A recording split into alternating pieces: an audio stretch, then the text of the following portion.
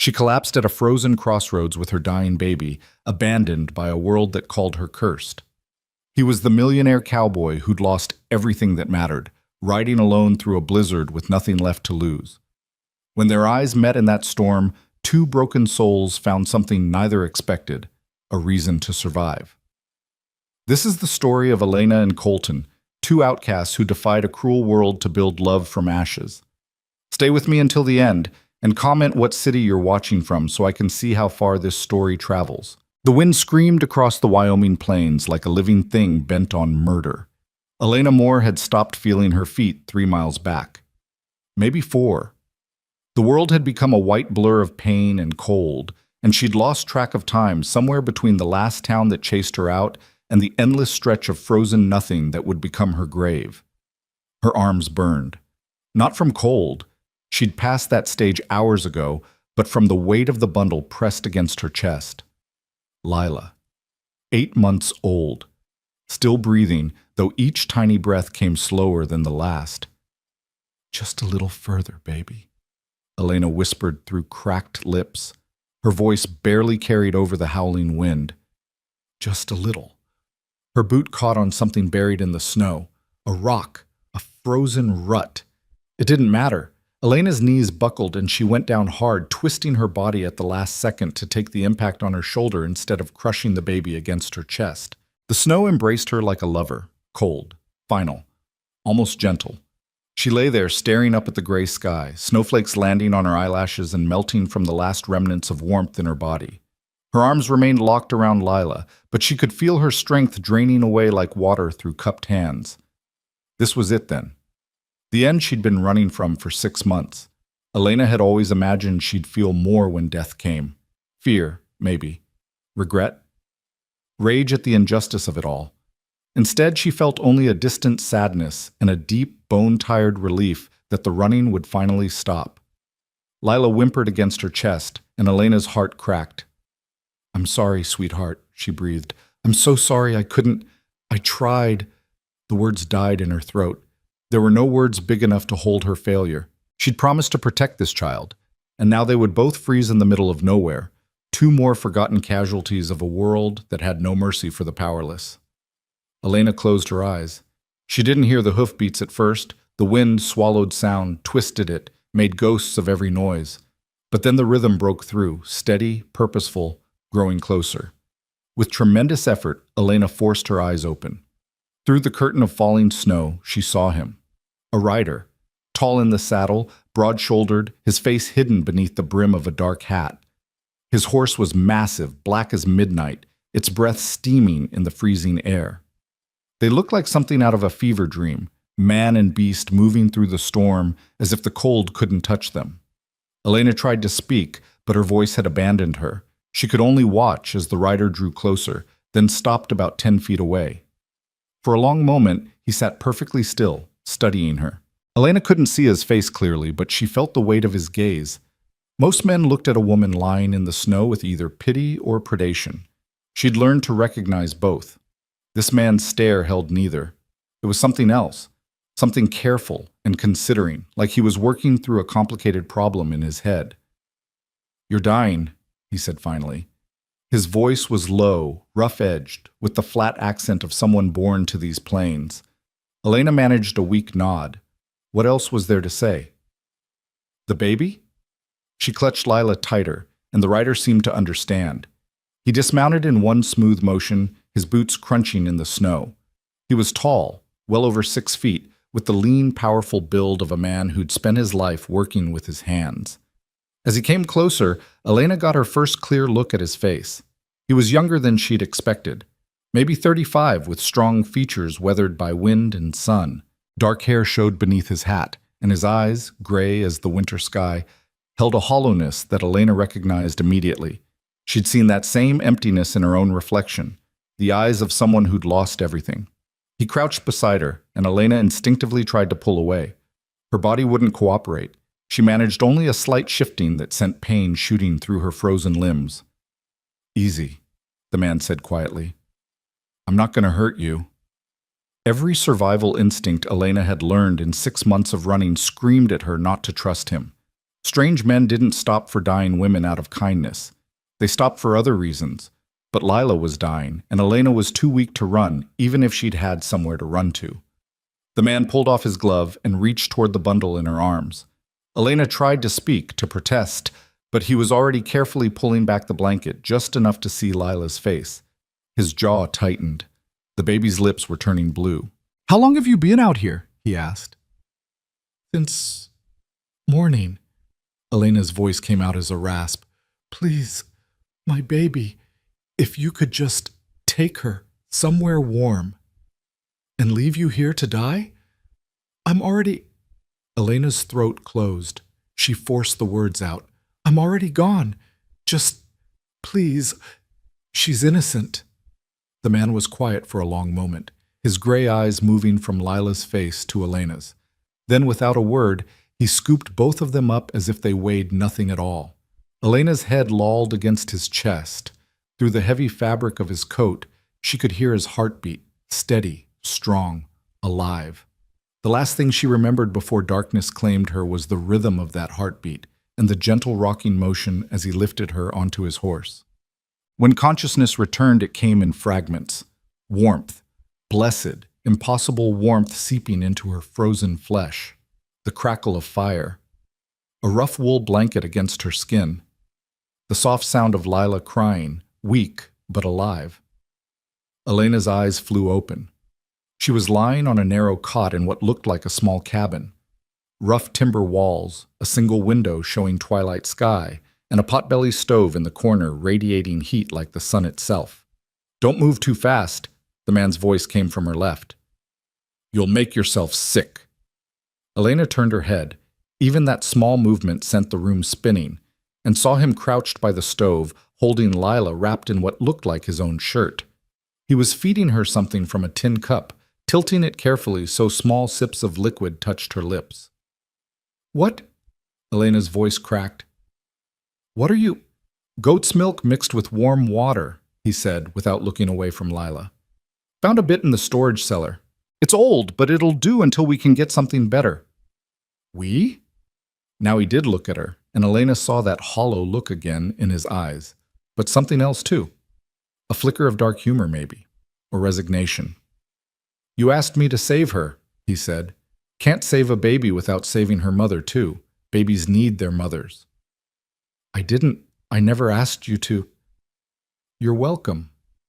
The words should have been sarcastic, but they weren't. He said them flatly, without emotion, like he was stating a simple fact. Elena tried to sit up. Her body screamed in protest, every muscle cramping, but she pushed through it until she was upright, swaying slightly. The man watched, but didn't try to stop her. "Where are we?"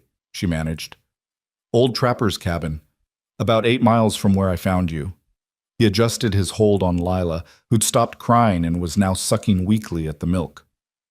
"Used to belong to a prospector named Anders. He died 5 years back. Nobody uses it anymore except me sometimes when I'm out checking the north fence line." "Fence line?" "I run cattle." He glanced at her. "Among other things." Elena's head was clearing slowly, though exhaustion still weighed on her like chains. She studied the man more carefully now.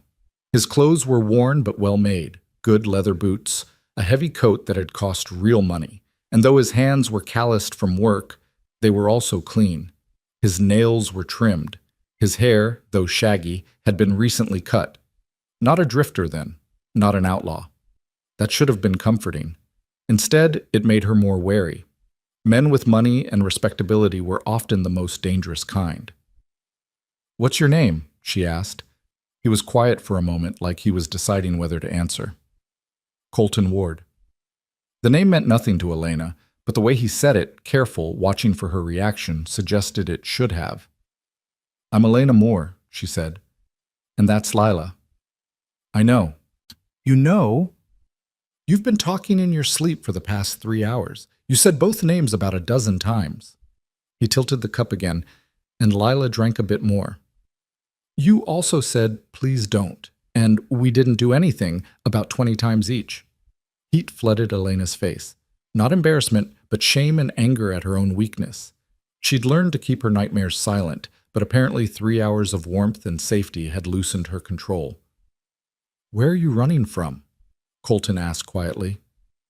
"Everywhere." The answer came out before Elena could stop it. She pressed her lips together, but the damage was done. "And where are you running to?" "Nowhere." Elena looked down at her hands, red and chapped, the nails broken from months of survival. "There's nowhere left." Silence filled the cabin except for the pop and hiss of the fire. Lila had finished the milk and had fallen asleep in Colton's arms, her small body finally relaxed, the blue tinge gone from her lips. "Then you have me," Colton said. Elena's head snapped up. "What?" "You said there's nowhere left." He looked at her directly now, and Elena saw something in his eyes she hadn't expected. Not pity, not desire, something harder to name. Kinship, maybe. Recognition. "I'm offering you somewhere." "You don't even know me." "I know enough." He stood moving with surprising grace for such a large man, and carefully laid Lila in a makeshift cradle near the fire, a drawer lined with blankets. "I know you've been walking for a long time. I know people have been cruel to you. I know you'd rather die than see your baby die. That's enough." "It's not." Elena's voice came out harder than she intended. "You don't know what people say about me. You don't know what they'll say about you if they see us together." "I don't care what people say." "You will." "No." Colton moved to the window, staring out at the darkening sky. "I won't." There was certainty in his voice, but also bitterness. Elena studied his profile, the hard line of his jaw, the tension in his shoulders. "What happened to you?" she asked softly. For a long moment she thought he wouldn't answer. Then, without turning from the window, he spoke. "I had a wife, Sarah. We'd been married 2 years when she got pregnant. She was so happy." His voice was carefully neutral, but Elena heard the pain underneath.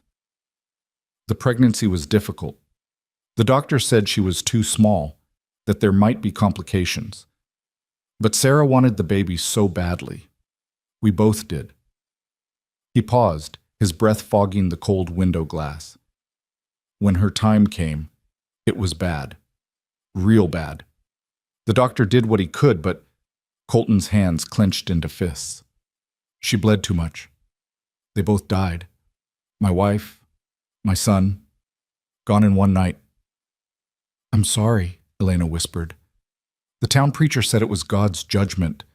Said I must have done something terrible to deserve such punishment. People started crossing the street when they saw me. Mothers pulled their children away, even the men I'd worked with for years." He finally turned from the window, and his face was hard as stone. "They decided I was cursed. Unlucky. A blight." Elena's throat tightened. She knew that look. She'd seen it in countless faces, felt it in countless rejections. "So when you say I don't know what people will say," Colton continued, "you're wrong. I know exactly what they'll say. I've been hearing it for 3 years. He moved back to the fire, adding another log. "The difference is, I stopped caring what they think the day they turned their backs on me." "It's not the same." "Isn't it?" "My husband..." Elena's voice caught. She forced herself to continue. "Thomas died in a mine collapse. 5 men died. I was the only wife who survived. The other widows said I must have wished him dead. The preacher said I was marked by sin. People whispered that I'd brought bad luck to the mine, that the cave-in was God's punishment for..." She couldn't finish. For what? For being barren too long, for finally having a baby when the other wives lost their men. Elena looked at Lila, sleeping peacefully in her makeshift cradle. "They blamed me for living, for having her. They said she was cursed too. Born from tragedy. They wanted us gone." "So you left." "They burned down the boarding house where I was staying. I barely got Lila out." Elena's hands shook with the memory. "That was in Laramie. We went to Rollins next. Someone recognized me, and the whispers started again. Then Medicine Bow. Then..." She shook her head. "It doesn't matter. Every town is the same. People need someone to blame for their pain, and a widow with a baby is an easy target." Colton studied her for a long moment. "How long have you been running?" 6 months? Where's your family?" "Dead. My parents died when I was 16. Thomas was all I had. Elena pulled the blanket tighter around herself. When he died, there was nothing left except debts I couldn't pay and people who wanted to punish me for surviving. The cabin fell quiet again. Outside, the wind had picked up, rattling the windows. The storm was getting worse. "You can't keep running," Colton said finally.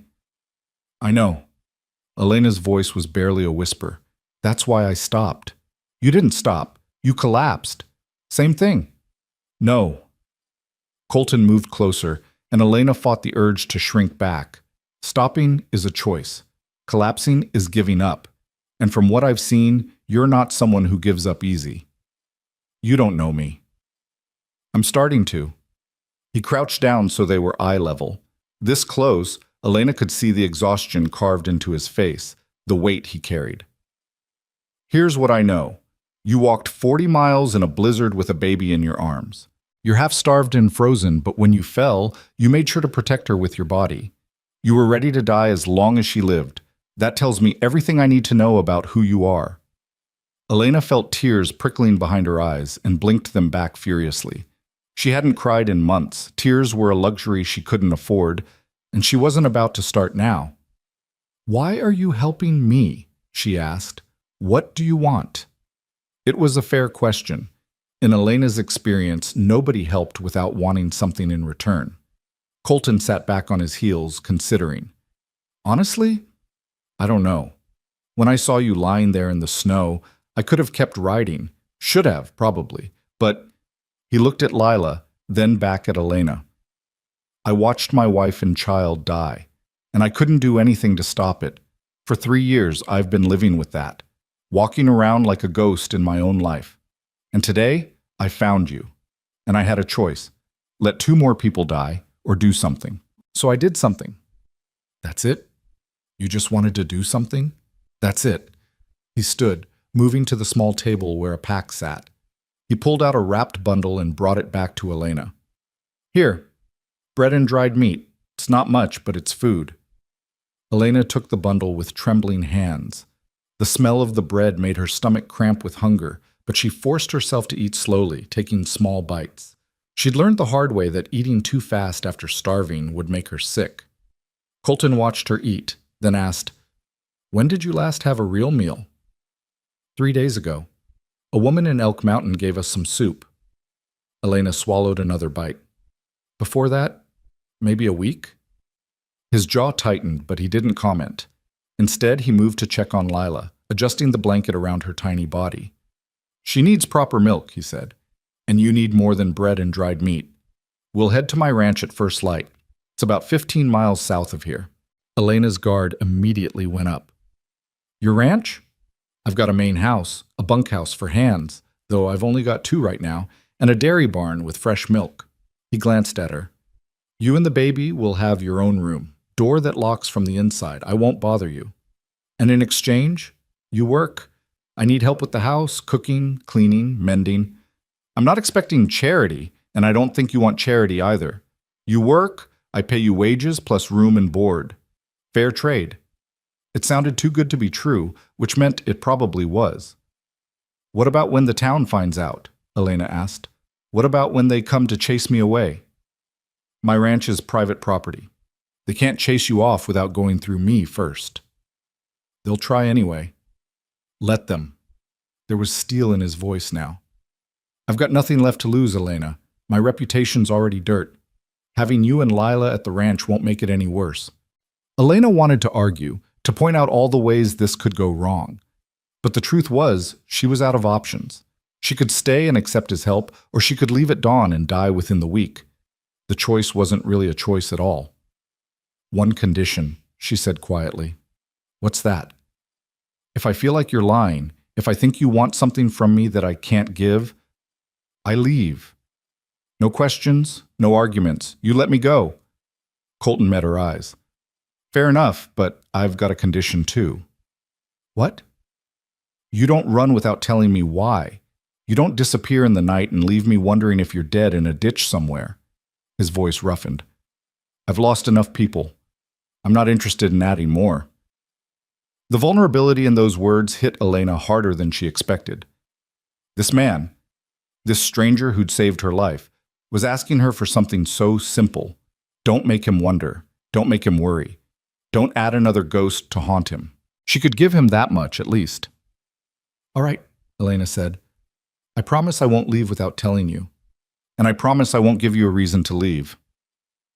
They stared at each other across the firelit cabin, two wounded people making promises they both hoped they could keep. Outside, the storm raged on, but inside, for the first time in longer than Elena could remember, she felt something other than fear. It wasn't trust. Not yet. But it was close. It was possibility. It was hope. Elena woke twice in the night. The first time Lila was crying, a thin, hungry wail that cut straight through sleep. Before Elena could struggle out of bed, she heard Colton moving in the darkness, his footsteps crossing the cabin floor. I've got her, he said quietly. Go back to sleep. Elena should have protested. She'd been taking care of Lila alone for 6 months, and accepting help felt like admitting weakness. But exhaustion was a weight she couldn't lift, and the sound of Colton's low voice murmuring to the baby was oddly comforting. She fell back asleep to the sound of him mixing milk and warming it by the fire. The second time she woke, it was deeper into the night. The fire had burned down to embers, and the cabin was filled with shadows. Elena lay still, listening. Someone was breathing wrong, too fast, too harsh. She turned her head and saw Colton sitting at the small table, his head in his hands. His shoulders were rigid, his whole body tense like he was fighting something invisible. A nightmare, Elena realized, or a memory. Sometimes they were the same thing. She should have looked away, given him privacy, but something in his posture, the utter aloneness of it, made her speak. Colton? His head snapped up, and even in the dim light she could see the sheen of sweat on his face. For a moment he looked lost. Then his eyes focused on her, and he seemed to come back to himself. Sorry, he said roughly. Didn't mean to wake you. You didn't. Are you all right? He laughed, but there was no humor in it. No, but I haven't been all right for 3 years, so that's nothing new. Elena pushed herself up to sitting, wrapping the blanket around her shoulders. Do you want to talk about it?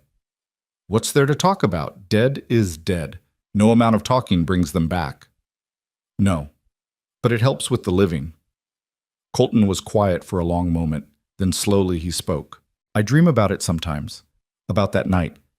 In the dream I can save them. I'm faster, smarter. I find a better doctor. I convince Sarah to go to Denver where the hospitals are. 1,000 things I didn't do when it mattered. His voice cracked. But every time I wake up and they're still dead, and I'm still here.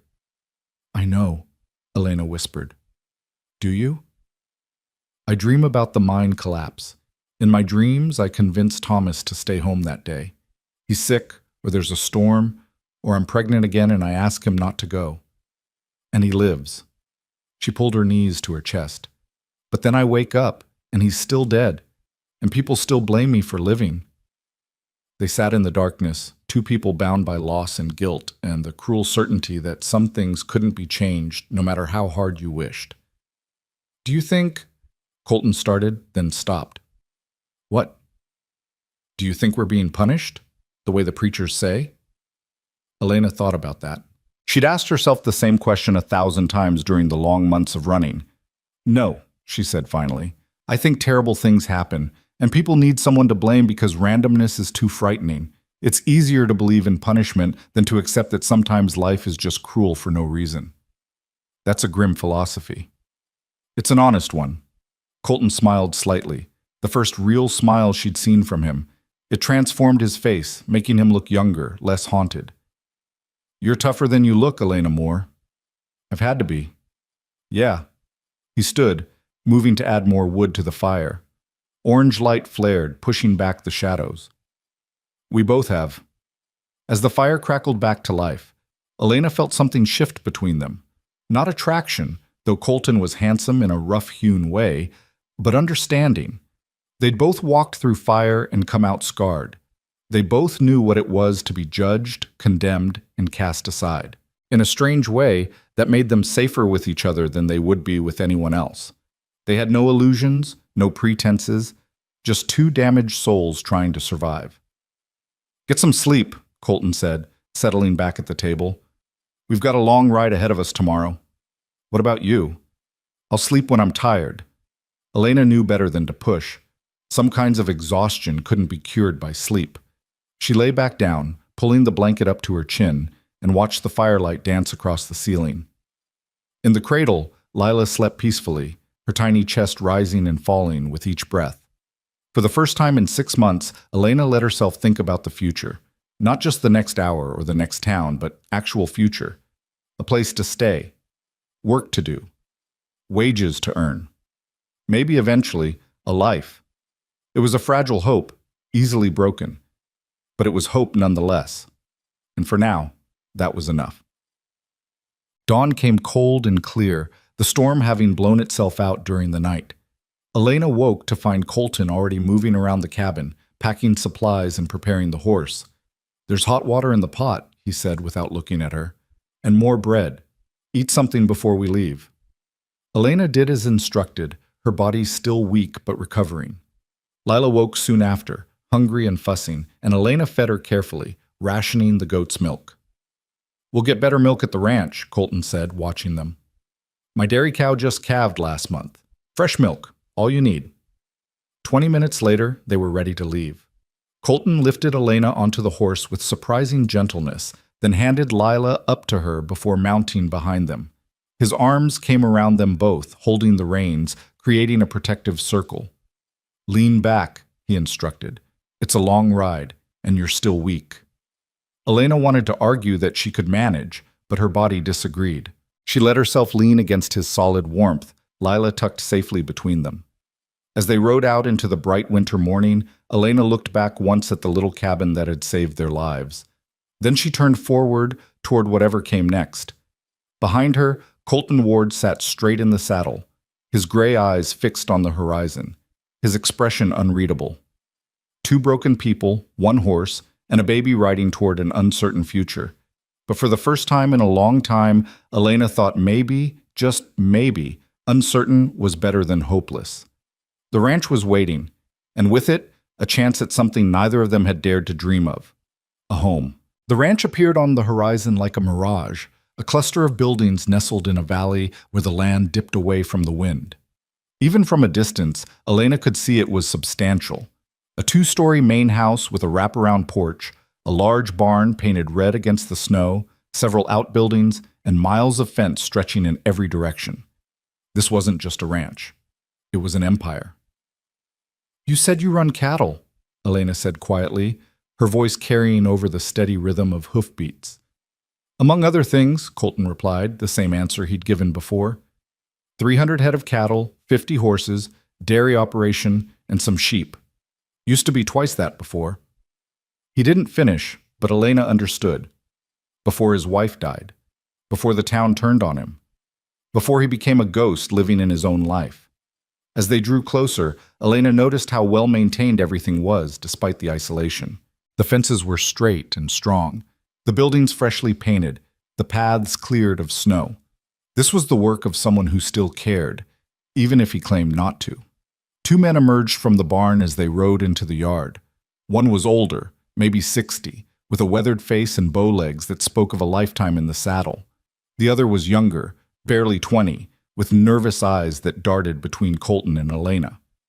"Boss," the older man said, nodding. His gaze lingered on Elena and Lila, questions forming behind his careful expression, but he asked none of them.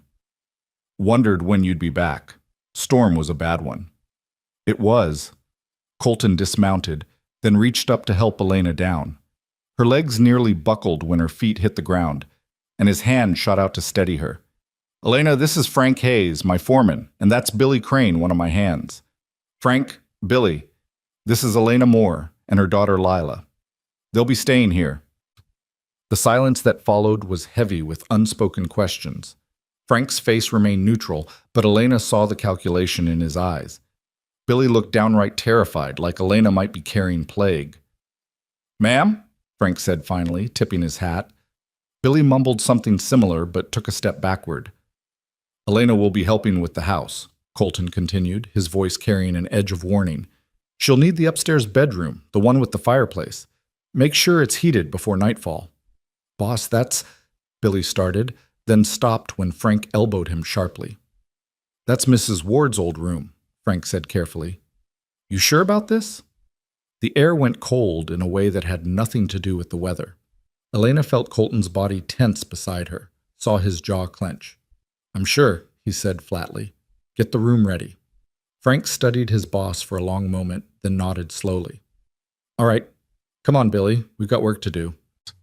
As the two men headed toward the house, Elena heard Billy's whispered protest. But Frank, you know what people will say? What people say isn't our business, Frank's voice carried back. Boss's decisions are his own. We work here, we don't judge. You got that? Their voices faded as they entered the house. Elena stood in the yard holding Lila, feeling the weight of what she'd walked into. She'd known there would be complications, but standing here in the dead woman's home, about to sleep in the dead woman's room, made everything suddenly, violently real. You don't have to give me her room, Elena said quietly. It's the warmest room in the house. Lila needs warmth. Colton's voice was controlled, but Elena heard the pain underneath. Sarah would have wanted someone to use it. She hated waste. Colton, it's been empty for 3 years. It's just a room. He turned toward the house, effectively ending the conversation. Come on, you need food and rest. Elena followed him up the porch steps, each one feeling like crossing a threshold she couldn't return from.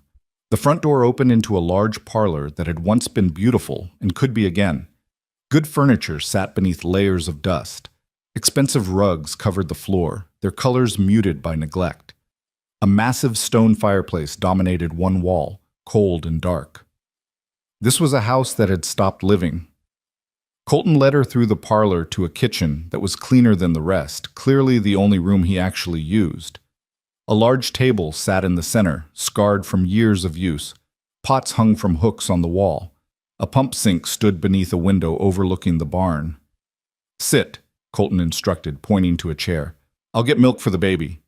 Elena sat, grateful to be off her feet. Lila had woken and was looking around with wide eyes, taking in the new surroundings. Elena held her close, breathing in her baby smell, trying to quiet the anxiety clawing at her chest. What was she doing here? She didn't belong in this house, in this dead woman's space. She was an intruder, a ghost replacing a ghost. Colton returned with a bottle of fresh milk, still warm from the cow. He handed it to Elena, who tested it on her wrist before offering it to Lila. The baby latched on hungrily, and Elena felt a rush of relief. Real milk, fresh and clean and plentiful. Thank you, she whispered. Colton nodded and moved to the stove, where he began pulling out supplies. Within minutes, the smell of bacon filled the kitchen, followed by eggs and bread toasting on the iron surface. Elena watched him work, surprised by his competence. Most men she knew couldn't boil water without supervision. You cook, she observed. I eat.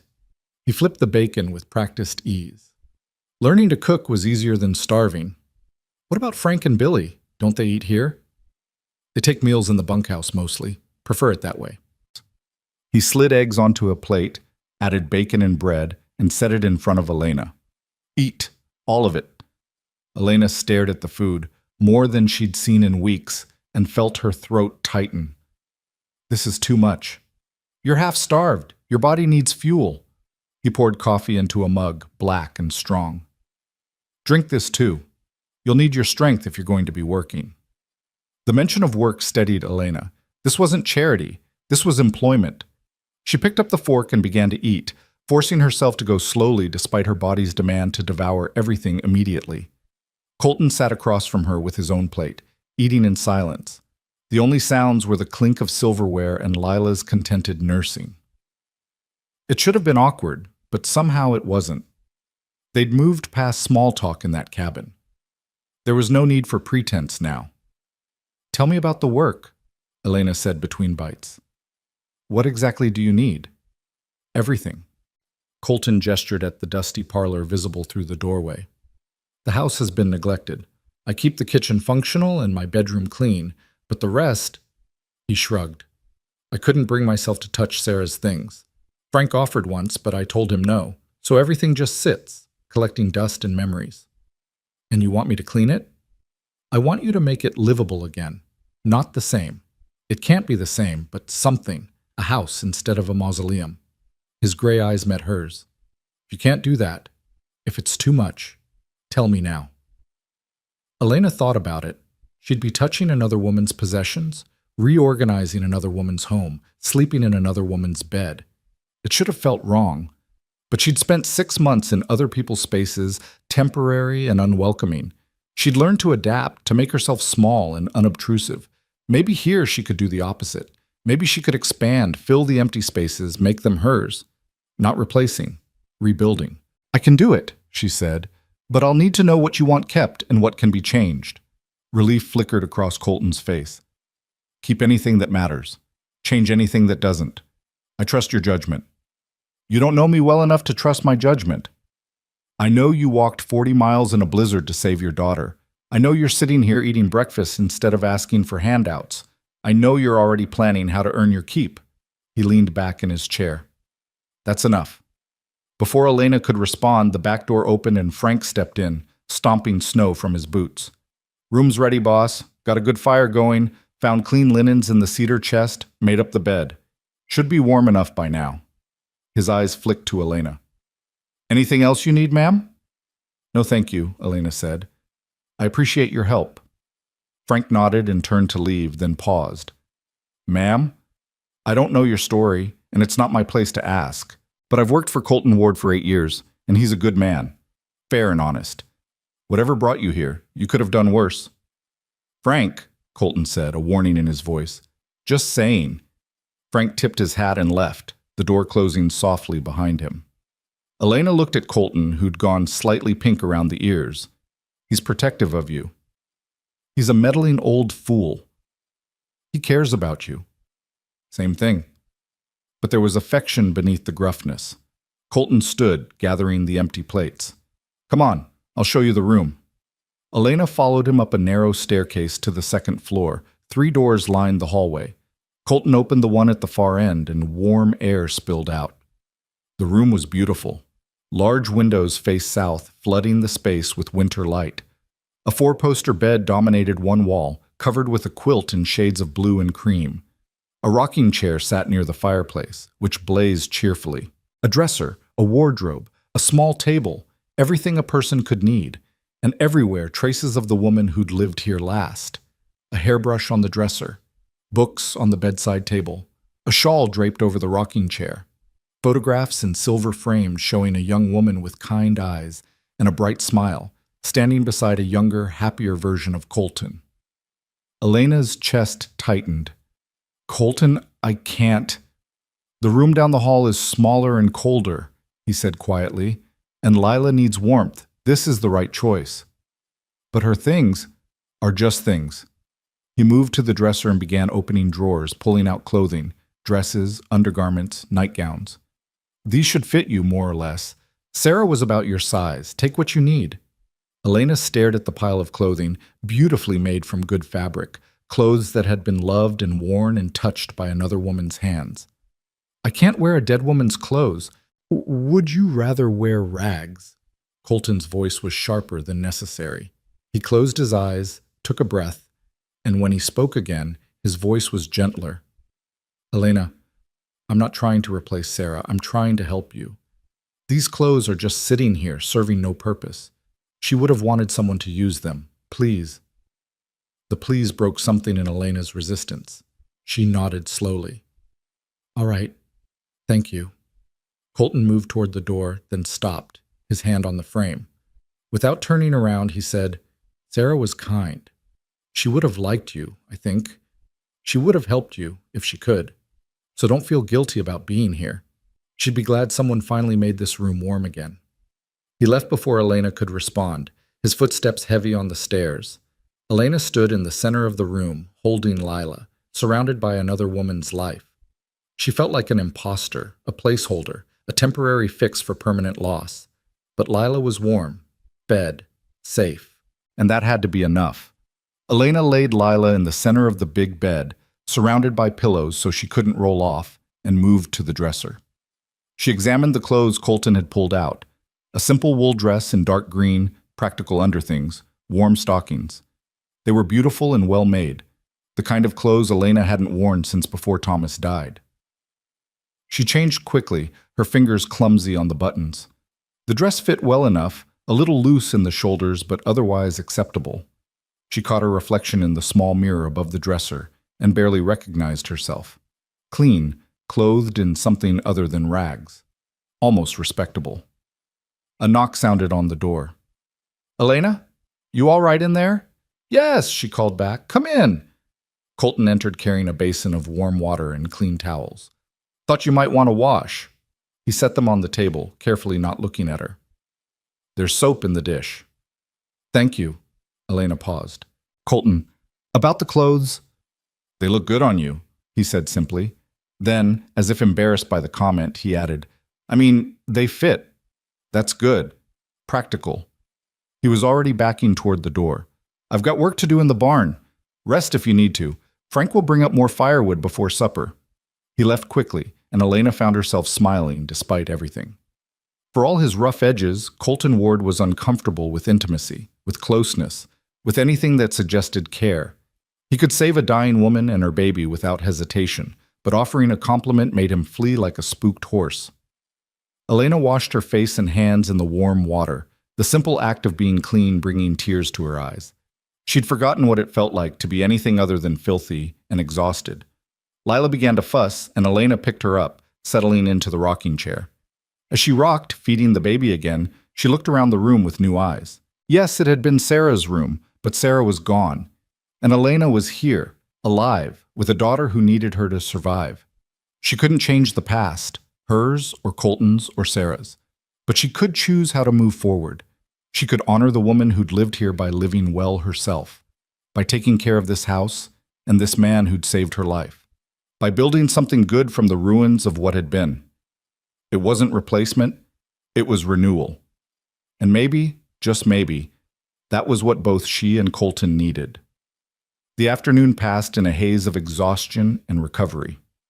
Elena dozed in the rocking chair, Lila sleeping in her arms, while the fire crackled and snow began to fall again outside the window. When she woke, the light had shifted, and she could hear voices from outside, Colton and Frank discussing repairs to the barn roof. Elena laid Lila on the bed and went to the window. Below, she could see Colton gesturing at something, Frank nodding. Billy was leading horses from the barn to the paddock, his movements efficient despite his youth.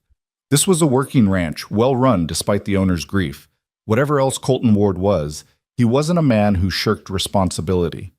A knock came at the door, quieter this time. "Ma'am, it's Frank. Got firewood for you." "Come in." Frank entered with an armload of split logs, which he stacked neatly beside the fireplace. He was careful to keep his eyes down, respectful of her privacy. "Thank you," Elena said. "Yes, ma'am." He straightened, hat in hand. "Boss wanted me to tell you supper will be at 6. He'll bring it up if you're not feeling strong enough to come down." "I can come down." Elena didn't want to be coddled, didn't want to become another burden. "I should start earning my keep." Frank's weathered face creased in what might have been approval. "Boss said you'd say that. He also said to tell you there's no rush. You've been through hell, and you need rest more than we need help right away." Did he really say hell? His exact word, ma'am. Frank's eyes twinkled briefly. He doesn't sugarcoat much. I've noticed. Elena glanced at Lila, still sleeping peacefully. "Frank, can I ask you something?" "Yes, ma'am." "What kind of man is Colton Ward, really?" Frank considered the question carefully. "He's the kind of man who pays fair wages and never cheats. The kind who'll work alongside his hands instead of just giving orders. The kind who saved my life once when I got thrown from a horse and busted my leg 3 miles from anywhere." He paused. "He's also the kind of man who's been dying slowly for 3 years, and nobody could figure out how to help him. Until today." "I'm not here to save him," Elena said quietly. "Didn't say you were." Frank moved toward the door. "But sometimes two broken people can hold each other up when neither can stand alone. That's not saving, that's surviving." He left Elena with those words hanging in the air. She returned to the window, watching Colton work below. His movements were economical, practiced, purposeful. A man who knew exactly what he was doing and did it well. She thought about Frank's words. Two broken people holding each other up. It wasn't a romantic notion. It was practical, necessary. A partnership of convenience born from mutual need. She could live with that. At 6 o'clock, Elena made her way downstairs with Lila in her arms. The house was warmer now, the kitchen bright with lamplight. Colton was at the stove again, and the smell of stew filled the air. "Beef stew," he said without turning. "And biscuits, nothing fancy."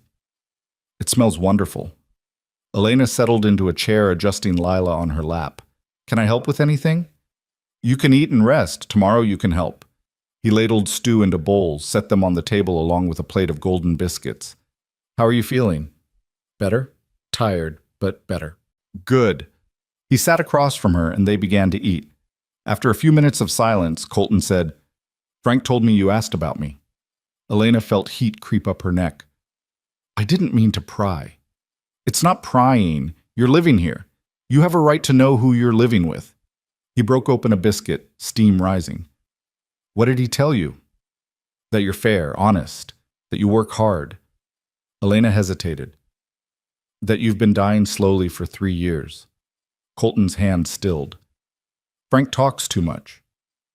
"Does he? Or does he just see clearly?" "Both." Colton met her eyes. "He's not wrong, though. After Sarah died, I went through the motions. Ran the ranch because it needed running. Ate because I had to. Slept when exhaustion forced me. But I wasn't living. I was just existing. And now? Now I have something to do besides feed cattle and fix fences." He gestured at Lila. "Now I have a reason to make sure the house is warm and the food is decent. It's not much, but it's more than I've had." "I'm not your purpose, Colton. Neither is Lila." "I know, but maybe you're a beginning." He stood, clearing the dishes. "Maybe that's enough." They finished the meal in companionable silence. Afterward, Elena insisted on washing the dishes while Colton prepared bottles of milk for Lila's nighttime feedings. They moved around each other in the kitchen like they'd been doing this for years instead of hours, an easy rhythm developing between them. "Tomorrow," Colton said as Elena dried the last plate, "I'll show you the rest of the house. You can decide where to start with the cleaning. Take your time. Do what you can. I'm not expecting miracles." "What are you expecting?" He thought about it. "Honestly, just for you to be here. Just for the house to feel less empty." He looked embarrassed. "That probably sounds pathetic." "No," Elena said softly. "It sounds lonely." "Same thing, isn't it?" "Not quite. Lonely means you wish it was different. Pathetic means you've given up on it ever changing." She set down the towel. "You haven't given up, Colton. If you had, you would have ridden past me yesterday." Something shifted in his expression. Surprise, maybe, or recognition. "You're right. I haven't given up." He smiled slightly. "I'm not sure when I decided that, but I did." "Good." Elena picked up Lila, who was starting to fuss. "Then neither of us has given up, and that means we have a chance." "A chance at what?" "I don't know yet, but something better than what we had." Colton nodded slowly. "Something better than what we had. I'll take those odds." As Elena carried Lila upstairs, she heard Colton banking the fire, locking the doors, settling the house for the night. The sounds were domestic, normal, comforting. The sounds of a home where people lived instead of just existed. In Sarah's room, no, in her room now, Elena laid Lila in the bed and changed into the borrowed nightgown. She climbed under the covers, the mattress soft beneath her, the fire warm on her face. For 6 months she'd slept in barns, under bridges, in abandoned shacks, always cold, always afraid, always ready to run. But tonight, in this house with this broken man downstairs, she felt something she'd almost forgotten. Safety. It was fragile. It could shatter. But for tonight, it was real. And as Elena drifted toward sleep, Lila warm beside her and the fire crackling softly, she let herself hope that maybe, just maybe, they'd found more than shelter. Maybe they'd found a home. 3 weeks passed like a careful dance between two people learning each other's rhythms. Elena rose before dawn each morning, fed Lila, then came downstairs to find Colton already in the kitchen making coffee. They'd share breakfast in quiet companionship before he headed out to work the ranch, and she began the enormous task of bringing the house back to life. She started with the parlor, carefully packing away Sarah's most personal items, photographs, letters, a music box that played a tinny waltz, and storing them in the attic where Colton could decide their fate when he was ready. The rest she cleaned with methodical precision, washing windows until they sparkled, beating rugs until no more dust emerged, polishing furniture until it gleamed. The house began to breathe again. Colton would come in for lunch, his boots stomping on the porch, and stop in the doorway of whatever room Elena was working in. He never said much, but she'd catch him looking around with something like wonder, as if he couldn't quite believe his home was becoming a home again. "You don't have to work this hard," he told her one afternoon, finding her on her hands and knees scrubbing the kitchen floor. "Yes, I do." Elena sat back on her heels, pushing hair from her face. "You're paying me wages. I intend to earn them." "I'd pay you just for being here." "I know. That's why I work this hard." She dipped the brush back in the bucket. "I don't want charity, Colton. I want to be useful." He'd left without another word, but that evening she found a new mop leaning against the kitchen door and a bar of gentler soap that wouldn't crack her hands. The nights were harder. After supper, after the dishes were done, and Lila was asleep, Elena would sit in the parlor with mending or knitting while Colton read the newspaper or worked on ranch accounts. Sometimes they'd talk, small things, safe things, the weather, the cattle, Billy's improving horsemanship, Frank's bad knee. But sometimes the silence would stretch too long, and Elena would look up to find Colton staring at nothing, his face hollow with old grief. She'd learned not to ask if he was all right. Instead, she'd simply say his name, and he'd come back to himself, offering a tight smile that never reached his eyes. They were healing, both of them. But healing was slow, painful work. On the 23rd day, Billy came galloping into the yard just after breakfast, his horse lathered and his face white with fear. "Boss!" he shouted, tumbling from the saddle. "Boss, they're coming!" Colton came out of the barn at a run, Elena right behind him. "Who's coming?" "Men from town, 5 of them, maybe 6. I was checking the south fence and saw them on the road." Billy was gasping for breath. "They're headed this way, and they don't look friendly." Elena's blood turned to ice. She'd known this moment would come. She'd just hoped for more time. Colton's face went hard as stone. "Frank, get out here!"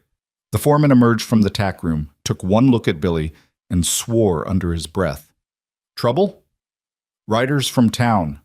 Colton's voice was clipped. "Billy, get the horses into the far pasture. Frank, you're with me. We'll meet them at the gate." "Colton," Elena started. "Go inside, take Lila upstairs, stay there until I come for you." "I won't hide." "Elena," his eyes met hers, and she saw fear there. Not for himself, but for her. "Please, just this once, let me handle this." She wanted to argue, to stand beside him, to face whatever was coming, but Lila was upstairs, vulnerable and innocent, and Elena's first duty was to her daughter. "All right," she whispered, "but Colton, be careful." He nodded once, then turned to face the road where dust was already rising from approaching riders. Elena ran inside, up the stairs, to the bedroom where Lila lay napping in a shaft of winter sunlight. She scooped up her daughter, held her close, and moved to the window where she could see the front gate. 5 men on horseback rode into the yard like they owned it. Elena recognized the type immediately. Prosperous, respectable, the kind of men who made decisions about other people's lives over brandy and cigars. The leader was tall and heavy-set, with steel gray hair and a thick mustache. He wore a banker's suit under his heavy coat. Beside him rode a thin man in black, a preacher judging by his collar. The other 3 were younger, harder-looking men who sat their horses with the easy confidence of those accustomed to getting their way. Colton stood at the gate, Frank at his shoulder. Even from a distance, Elena could see the tension in Colton's body, the way his hands hung loose at his sides, ready. "Ward," the banker called out, not bothering to dismount. "We need to talk." Then talk, Morrison. But do it from there. You're not welcome on my property." Morrison's face reddened. "Now see here." "You see here." Colton's voice carried clearly in the cold air. 3 years ago, when my wife died, you and your friends decided I was cursed. You stopped doing business with me. You crossed the street to avoid me. You made damn sure I knew I wasn't welcome in your town. So forgive me if I'm not inclined to roll out the welcome mat now. We're not here to discuss the past, the preacher said, his voice oily with false concern. We're here about your present situation, about the woman you're harboring. Elena's arms tightened around Lila. I'm not harboring anyone, Colton said. Elena Moore is my employee. She works for wages, same as Frank and Billy. What business is that of yours? She's a widow with a questionable reputation, Morrison said. She's been run out of 3 towns that we know of. Everywhere she goes, she brings trouble and bad luck. We can't have that kind of influence near our community. Your community is 15 miles away. That's close enough for her taint to spread. The preacher leaned forward in his saddle. Mr. Ward, we understand you've been lonely.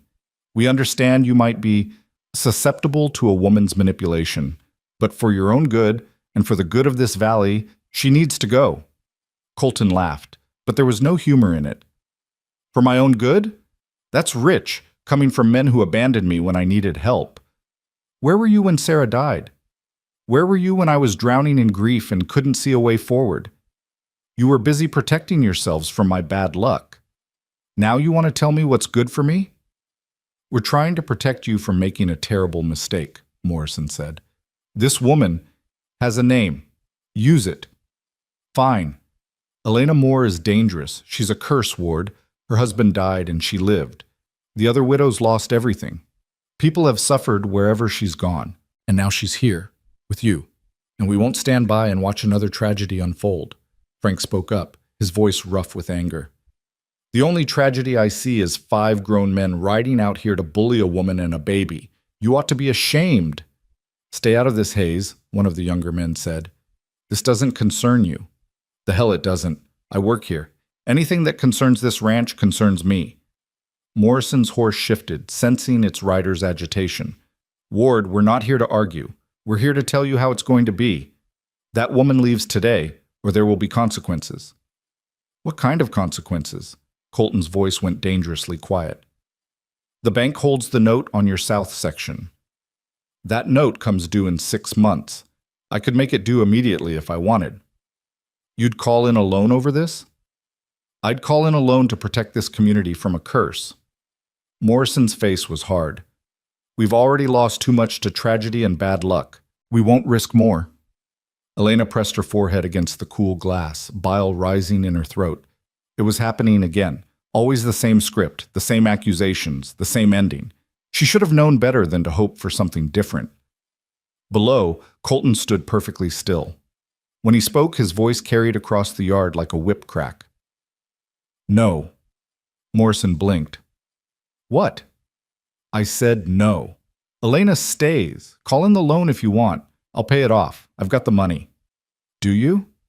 Because I heard your herd losses were significant last winter. I heard you've been struggling to keep this place running. You heard wrong. Colton's voice was steel. I can pay what I owe, and you know it. This isn't about money or loans. This is about you being terrified of something you don't understand, so you're trying to destroy it. The preacher spoke again, his voice taking on a sanctimonious tone. Mr. Ward, I've known you since you were a boy. Your father was a good man, a godly man. What would he think of you taking in a woman of questionable virtue? A woman who may be carrying the devil's mark? My father would think I'm doing what's right. He'd be proud that I'm not turning away someone in need. Colton took a step forward. And if you ever insult Elena or question her virtue again, preacher, you and I are going to have a very different kind of conversation. Are you threatening a man of God? I'm threatening a man who's using God as an excuse for cruelty. There's a difference. Morrison held up a hand, trying to regain control. Ward, let's be reasonable. We're not asking you to throw her out in the cold. We're simply saying she can't stay here. Give her some money, send her on her way to the next town. Let her be someone else's problem. She's not a problem. She's a woman who needed help, and I gave it. End of story. It's not the end, one of the younger men said. It's just the beginning. When bad things start happening, and they will, remember we warned you. The only bad thing happening is this conversation. Frank moved to stand beside Colton. I think you gentlemen should leave now. We're not done. Yes, Colton said flatly. You are. Get off my land. Morrison's face went purple with rage. You're making a mistake, Ward, a big one. Don't come crying to us when everything falls apart. I wouldn't come to you if I was dying of thirst and you had the only water in Wyoming. Colton pointed toward the road. Leave. Now. And don't come back unless you're invited. For a long moment, Elena thought Morrison might refuse. The tension stretched tight as a wire, ready to snap. Then the banker yanked his horse's head around and spurred it toward the road, the other 4 men following. But the preacher paused at the gate, turning back one last time. God have mercy on your soul, Colton Ward. You're choosing damnation. If loving my neighbor and showing mercy is damnation, Colton called after him, then I guess I'll see you in hell, preacher. The riders disappeared down the road in a cloud of dust and snow. For a long moment, Colton and Frank stood at the gate, watching them go. Then Colton's shoulders sagged, and he braced his hands on the fence post like his legs might give out. Frank said something Elena couldn't hear, clapped Colton on the shoulder, and headed back to the barn. Billy emerged from wherever he'd been hiding, his young face troubled. Colton stood alone at the gate for several more minutes, staring down the empty road. Then, slowly, he turned and walked back toward the house. Elena met him at the door, Lila still in her arms. His face was pale, his eyes haunted. "I'm sorry," she whispered. "I'm so sorry. I should have left before they came. I should have—" "Don't." His voice was rough. "Don't apologize for other people's fear and stupidity. But the loan, if he calls it in, I'll pay it. I meant what I said. I have the money." He moved past her into the kitchen, poured himself water from the pump with shaking hands. "I should have expected this. I knew word would get around. I just thought—" He laughed bitterly. "I don't know what I thought." Elena set Lila in the cradle Colton had brought down from the attic last week and moved to stand beside him. "You thought they'd leave you alone. You thought you'd paid enough dues with 3 years of isolation that they'd let you have this one thing." "Yeah." He drank the water in one long swallow. "Stupid."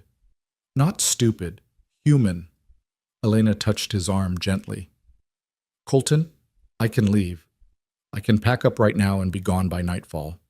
I won't have you losing your ranch because of me." His hand came up, covering hers where it rested on his arm. His skin was cold, but his grip was firm. "No." "But no, Elena. You're not leaving. Not because of them." He turned to face her, and she saw something in his eyes she hadn't seen before. Not just determination, but defiance. Anger.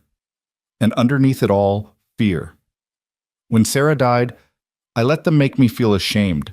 I let them isolate me, punish me, treat me like I was cursed.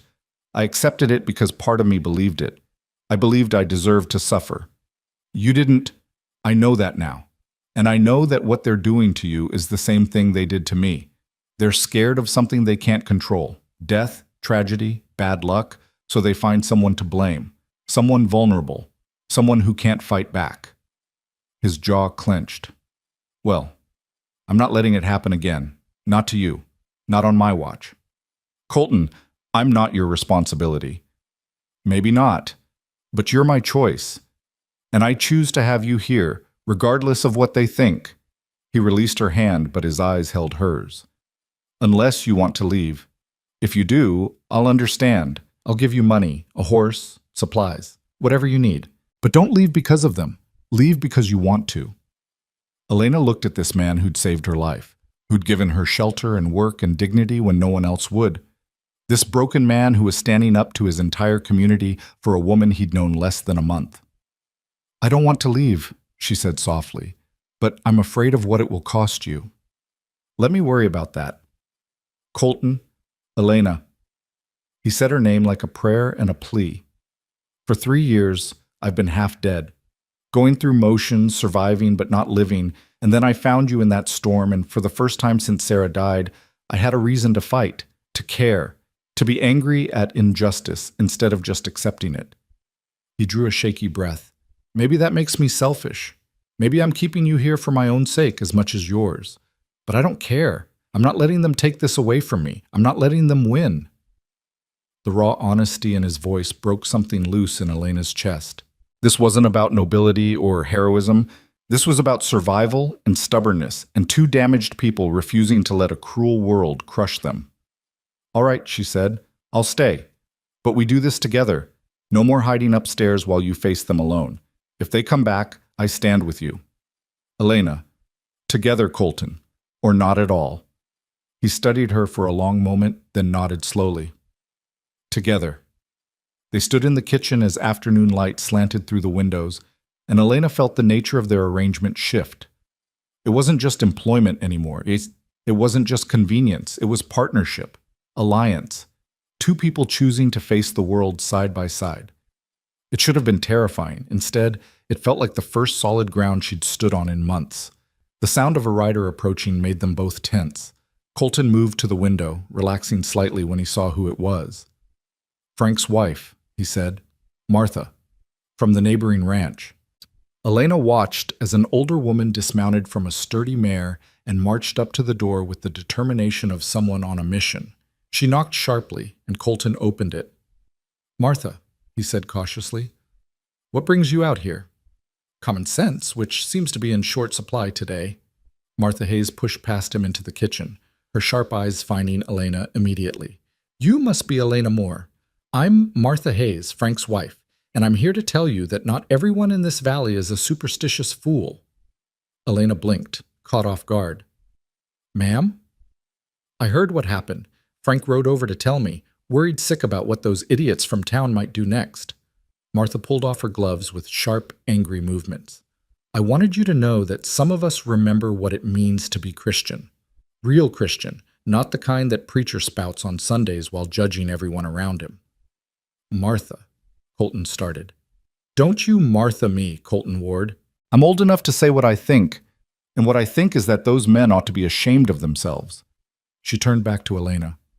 I lost my first husband to a fever 20 years ago. People whispered about me too, said I must have done something to anger God, said I was unlucky. It's easier to blame a widow than admit that life is random and cruel sometimes.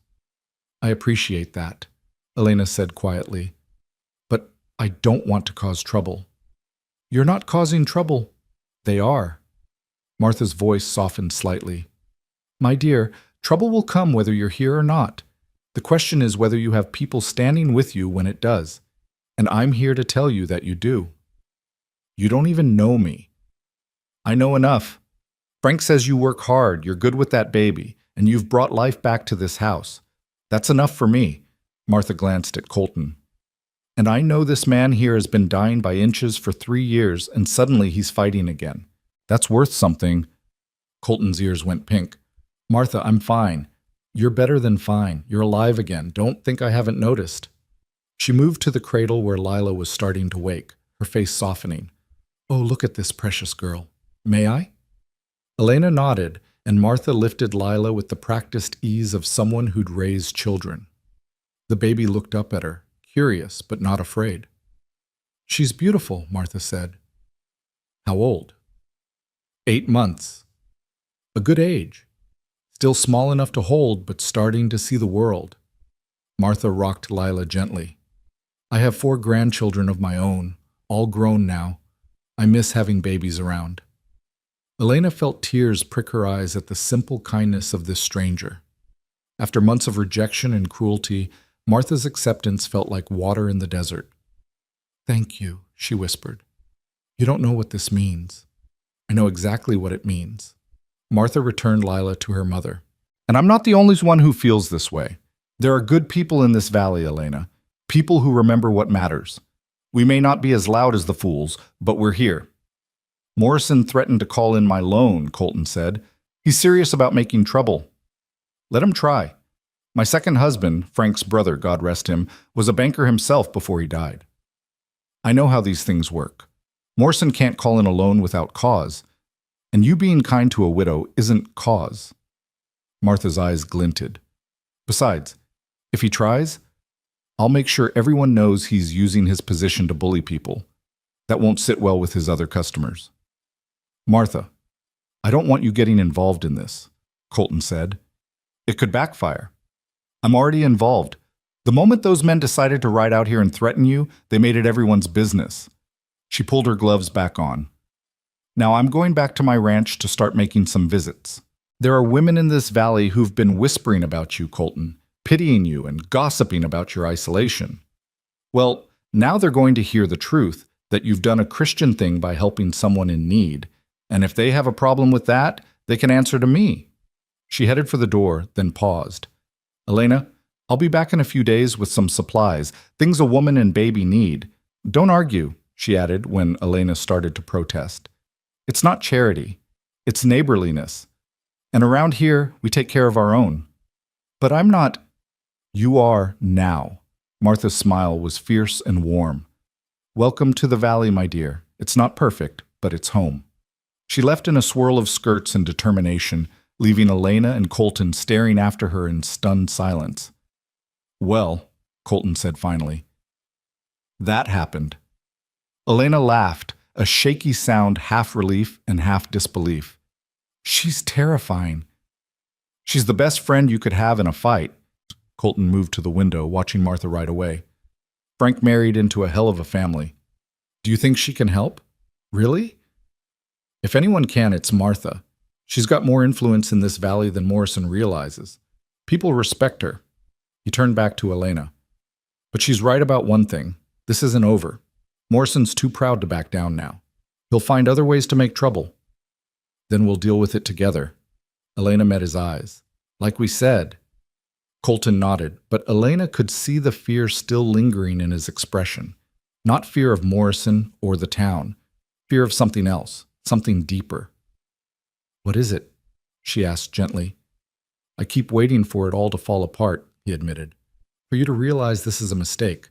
For something terrible to happen that proves them right about curses and bad luck. I keep waiting for the other shoe to drop. Colton, when Sarah died, I felt like I'd been punched in the chest. Like someone had reached in and ripped out everything that mattered. And I swore I'd never let myself care about anything again because caring that much, losing that much. His voice cracked. I can't do it again, Elena. I can't survive it again. Elena understood what he wasn't saying. He was afraid. Afraid of caring about her and Lila. Afraid of building something only to watch it crumble. Afraid that opening his heart again would lead to nothing but more pain. She crossed the kitchen and took his hands in hers. They were rough, calloused, strong, hands that had built and worked and survived. I can't promise you that nothing bad will happen, she said softly. I can't promise we'll be safe forever, or that this will work out perfectly. Bad things happen to good people all the time. We both know that better than most. Then what? But I can promise you this. I won't leave unless you ask me to. I won't abandon you. I won't make you face the world alone. She squeezed his hands. You saved my life, Colton. You gave me and Lila a chance when no one else would. Let me return the favor. Let me stand with you. Let me help you remember what it feels like to be part of something instead of always being alone. Colton stared at their joined hands, and Elena saw the war playing across his face. Fear and hope, despair and possibility, the terrible weight of past loss battling against the fragile promise of a different future. I don't know if I remember how, he whispered. Then we'll learn together, both of us, one day at a time. He looked up at her then, and Elena saw tears in his eyes. This strong, stubborn man who'd faced down 5 riders without flinching was crying in his kitchen over the simple offer of companionship. I'm scared, he admitted. Me too. What if they're right? What if I am cursed? Then we're both cursed, and we'll be cursed together. Elena managed a small smile. Misery loves company, right? That startled a laugh out of him, rough and surprised. You're crazy. Probably, but so are you, for taking in a stranger from a snowstorm. Her smile widened. Looks like we're both crazy. That makes us perfect for each other. Perfect, Colton repeated, like he was testing the word. I wouldn't go that far. Then how about good enough? Can we be good enough for each other? He was quiet for a long moment, his gray eyes searching her face. Then, slowly he nodded. Yeah, we can be good enough. It wasn't a declaration of love, it wasn't a promise of forever, but it was real and honest and true. 2 broken people agreeing to shore up each other's wounds, 2 outcasts choosing alliance over isolation. It was enough. Colton pulled his hands free gently and wiped his eyes, embarrassed. Sorry, I don't usually... Don't apologize for being human. I keep forgetting how to be human. You keep reminding me. Good. Someone has to. Elena moved back to the stove, suddenly needing to do something with her hands. Now, are you going to help me with supper, or are you going to stand there looking broody all evening? I don't look broody. You absolutely do. Frank told me. He says it's your signature look. Frank talks too damn much. Elena laughed, and the sound filled the kitchen with warmth. Colton shook his head, but he was smiling as he rolled up his sleeves and moved to help her. They cooked together as the winter sun set beyond the windows, painting the sky in shades of orange and gold. Lila babbled in her cradle. The fire crackled. The house felt alive in a way it hadn't in years, and in that moment, neither Elena nor Colton thought about curses or town gossip or threats from bankers. They thought only about the warmth of the kitchen, the smell of food cooking, and the simple companionship of working side by side. Tomorrow would bring its own troubles. But tonight, they were home. And that was everything. The trouble came back 4 days later, but not in the way Elena expected. She was in the kitchen kneading bread dough when she heard the commotion outside, raised voices, the sound of horses, and beneath it all, an undercurrent of menace that made her blood run cold. Through the window, she saw not 5 riders this time, but a dozen, maybe more. They filled the yard like an occupying army, their faces hard and their intentions clear. At the center stood Reverend Michaels and Morrison, but they'd brought reinforcements. Elena recognized some of them from her brief passage through the nearby town. The blacksmith, the general store owner, several ranch hands who worked for the big spreads. Men who had families and reputations to protect. Men who'd been convinced that a cursed widow was a threat to everything they held dear. Elena's hands trembled as she wiped them on her apron. This was worse than before. This wasn't a warning, this was an ultimatum. She scooped Lila from her cradle and held her close, then moved to the door. Colton had told her to stay inside if trouble came again, but she couldn't hide. This was about her. She wouldn't let him face it alone. The moment she stepped onto the porch, the crowd's attention swung to her like a weapon. She felt their eyes, angry, afraid, judgmental, and forced herself to stand tall despite the trembling in her legs. Colton stood between the crowd and the house, Frank at his left shoulder, Billy at his right. All 3 men looked ready for violence, their bodies tense, their faces grim. I told you before, Morrison, Colton was saying, his voice tight with controlled fury. Get off my property. And I told you there would be consequences if you didn't see reason. Morrison sat his horse with the confidence of a man backed by numbers. We gave you a chance to do the right thing. You refused, so now we're here to do it for you. You're here to do nothing but leave. Colton's hand hovered near his hip, and Elena noticed for the first time that he was wearing a gun. This is private property. You're trespassing. We're protecting our community, Reverend Michaels intoned. That woman has brought nothing but misfortune since she arrived. Already your cattle have been showing signs of illness. Already there's been talk of bad luck spreading through the valley. Elena's stomach dropped. What illness? What are you talking about? Don't play innocent, one of the ranch hands called out. 3 of Morrison's heifers died just yesterday. Perfectly healthy one day, dead the next. That's your doing. That's not... I haven't done anything. Cattle die, Frank said sharply. It happens. Doesn't mean there's a curse. It means something when it happens right after she shows up, the blacksmith said. He was a huge man, arms like tree trunks, and his presence alone was intimidating. We've all heard the stories from the other towns. Mine collapses, house fires, illness. Everywhere she goes, tragedy follows. That's not true, Elena said, but her voice came out weak. How could she defend herself against accusations of bad luck? How could she prove she wasn't cursed? Isn't it? Morrison's eyes were cold. Your own husband died in a mine collapse. 5 men dead, but you lived. The other widows lost everything, but you had a baby. How do you explain that? I don't have to explain survival to you. Maybe not, but you do have to leave. Morrison gestured to the men around him. We're not here to hurt anyone. We're just here to escort you off this property and out of this valley. Pack your things. You have 1 hour. No. Colton's voice cracked like a whip.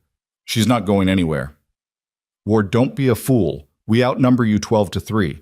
We don't want violence, but we'll use it if we have to. Then you'll have to. Colton's hand dropped to his gun. Because Elena stays. The yard went deadly quiet. Elena could hear her own heartbeat, could feel Lila's small body pressed against her chest, could see the terrible moment hanging in the balance. Men were going to die here. Maybe Colton, maybe Frank or Billy, maybe even her. All because people were afraid of something they didn't understand. Colton, don't! Elena's voice cut through the tension. She walked down the porch steps past Colton until she stood facing the crowd directly. Don't fight them. I'll go. Elena. Colton reached for her arm, but she pulled away gently. It's not worth dying for. She looked at Morrison, at the Reverend, at all the hard faces staring at her with fear and hatred. You want me gone? Fine. I'll leave. But you need to know that you're not protecting anyone. You're just being cruel. Cruelty is sometimes necessary, Reverend Michaels said, for the greater good. There's nothing good about this. Elena's voice shook with anger and grief. You're terrorizing a woman and a baby because you're afraid. Because it's easier to blame someone than to accept that bad things happen randomly. I haven't cursed anyone. I haven't done anything except try to survive. But if hating me makes you feel safer, then fine. Hate me. Just let me go in peace. She turned to go back to the house, to pack the few possessions she owned, to gather Lila's things and walk away from the only safe place she'd known in months. Her vision blurred with tears, but she wouldn't let them fall. She wouldn't give these people the satisfaction. Colton caught her arm, spinning her back around. His face was white with fury, and something else, something that looked like panic. No, he said. No, you're not doing this. You're not leaving. I have to... You don't have to do anything except stay right here. He looked past her to the crowd and his voice rose. You want her gone? You'll have to go through me. And I promise you, Morrison, if you try, some of you won't make it home to your families tonight. Don't be stupid, Ward, the blacksmith said. We don't want to hurt you. Then leave, right now. Get off my property and don't come back. We can't do that. Then we have a problem. The tension ratcheted higher. Hands moved toward weapons. Horses shifted nervously. Elena could feel violence building like a storm about to break. And then, miraculously, a new voice cut through the chaos. What in God's name is going on here? Everyone turned to see Martha Hayes riding into the yard, and she wasn't alone. Behind her came 6 more riders, older women and men, respectable looking, their faces set with determination. Elena recognized one of them as the doctor who'd passed through town weeks ago, and another as the widow who ran the boarding house in the nearest settlement. Martha dismounted and marched straight into the center of the confrontation, her small frame radiating outrage. I asked a question. Someone better answer me. Mrs. Hayes, this doesn't concern you, Morrison said, but his voice had lost some of its authority. Like hell it doesn't. When a dozen men ride onto a neighbor's property to terrorize a woman and child, it concerns every decent person in this valley. Martha planted herself between Elena and the crowd. Now, I'm going to give you all one chance to turn around and ride home before I lose my temper. Martha, you don't understand, Reverend Michaels began. This woman is dangerous. The only dangerous thing I see here is mob mentality and rank stupidity. Martha's eyes blazed. You should be ashamed of yourselves, every single one of you. My cattle died, Morrison protested. 3 healthy heifers dead overnight. That's not natural. Did you have the veterinarian look at them? The doctor asked, riding forward. Because I did, Morrison. You asked me to. Remember? Morrison's face reddened. What does that have to do with... I examined those animals this morning. They died of poisoning. Specifically, they got into a patch of water hemlock growing by your North Creek. There's a whole stand of it there, and your fence was down. The cattle got through and ate it. A murmur ran through the crowd. Morrison sputtered, but that doesn't... It means your cattle died because you weren't maintaining your fences properly, the doctor said bluntly. Not because of any curse, just plain old negligence. The certainty in the crowd began to crack. Men looked at each other, doubt creeping into their expressions. What about the other towns? Someone called out. What about the mine collapse and the fires? Elena found her voice. The mine collapsed because the company cut corners on safety to save money. Everyone knew the supports were bad. They just didn't care until it was too late. And the fires? She laughed bitterly. People set those fires deliberately to drive me out. There was no curse, just cruelty. She's lying, Reverend Michaels insisted, but he sounded less certain now. Is she? Martha turned to face the crowd. Or have we been so eager to find someone to blame for our troubles that we stopped thinking clearly? Life is hard out here. Cattle die. Accidents happen. People get sick. That's not a curse. That's just life.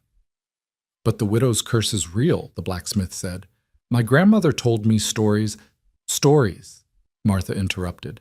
That's all they are. Stories we tell ourselves to make sense of random tragedy. But Elena Moore isn't responsible for your grandmother's stories any more than she's responsible for Morrison's poor fencing. The widow from the boarding house rode forward, her face kind. I knew Elena when she passed through my town. She stayed 3 days, worked hard to pay for her room, and caused no trouble. The only reason she left was because people like you scared her away with your superstition and hatred. We're trying to protect our families, one of the younger men said, but his voice wavered. By terrorizing a mother and infant? The widow shook her head. What kind of protection is that? What kind of people does that make us? Silence fell over the yard. Elena could see the moment the mob's certainty began to crumble. These weren't evil men. They were scared men, and fear had driven them to the edge of violence. But now, faced with reason and witnesses who contradicted their narrative, the fear was losing its grip. Morrison tried one last time. Even if the cattle weren't her fault, having her here is still inappropriate. Ward is a single man. She's a single woman. It's not proper. Then he should marry her. The words came from Colton, and they hit Elena like a physical blow. She spun to face him, her mouth open in shock. What? Colton's eyes were locked on hers, intense and determined. Marry me. Colton, you can't. This isn't. I'm serious. He moved closer, his voice dropping so only she could hear. I was going to wait. I was going to give us more time. But they're not going to stop, Elena. As long as there's any excuse to come after you, they will. But if you're my wife, if this is legally your home, they can't touch you. You don't want to marry me. You barely know me. I know enough. His hand found hers, warm and solid. I know you're brave and stubborn and kind. I know you make this house feel like a home. I know that losing you, even after just a few weeks, would hurt worse than anything I've felt in 3 years. His voice cracked. I know I don't want to watch you walk away. But marriage doesn't have to mean what you think it means. We don't have to. He colored slightly. We can keep separate rooms.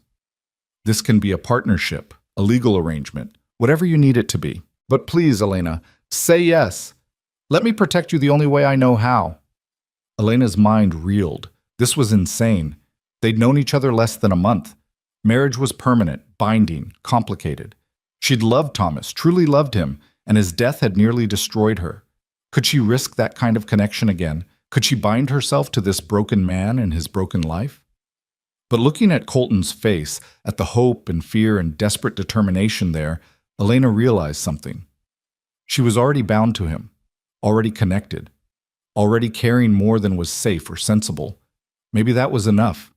Maybe that was everything. Are you sure? She whispered. I've never been more sure of anything. We barely know each other. Then we'll learn. We've got time. What if this is a mistake? Then we'll make it together. He squeezed her hand. Say yes, Elena. Please. She looked at Lila in her arms, at this tiny person who depended on her for everything. Then at Colton, who was offering something she'd thought was impossible. Safety, protection, a place to belong. It wasn't love. Not yet. Maybe not ever. But it was real and honest and true. Yes, she said softly. I'll marry you. The relief that flooded Colton's face was almost painful to see.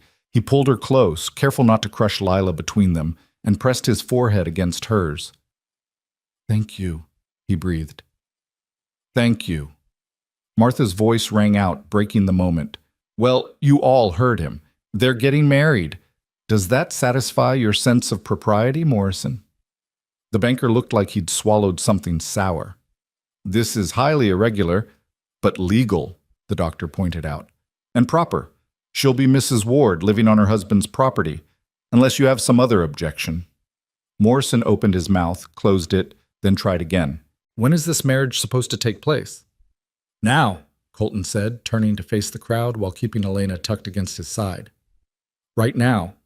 Reverend, you're already here. You might as well perform the ceremony. Reverend Michaels looked apoplectic. I will not. This is a farce. You can't possibly. I can, actually. The doctor pulled a small book from his saddlebag. I'm licensed to perform marriages in this territory, have been for 10 years. If the Reverend won't do his job, I'll be happy to step in. This is madness, someone muttered, but the fight had gone out of the crowd. They were spectators now, not a mob. Colton looked down at Elena.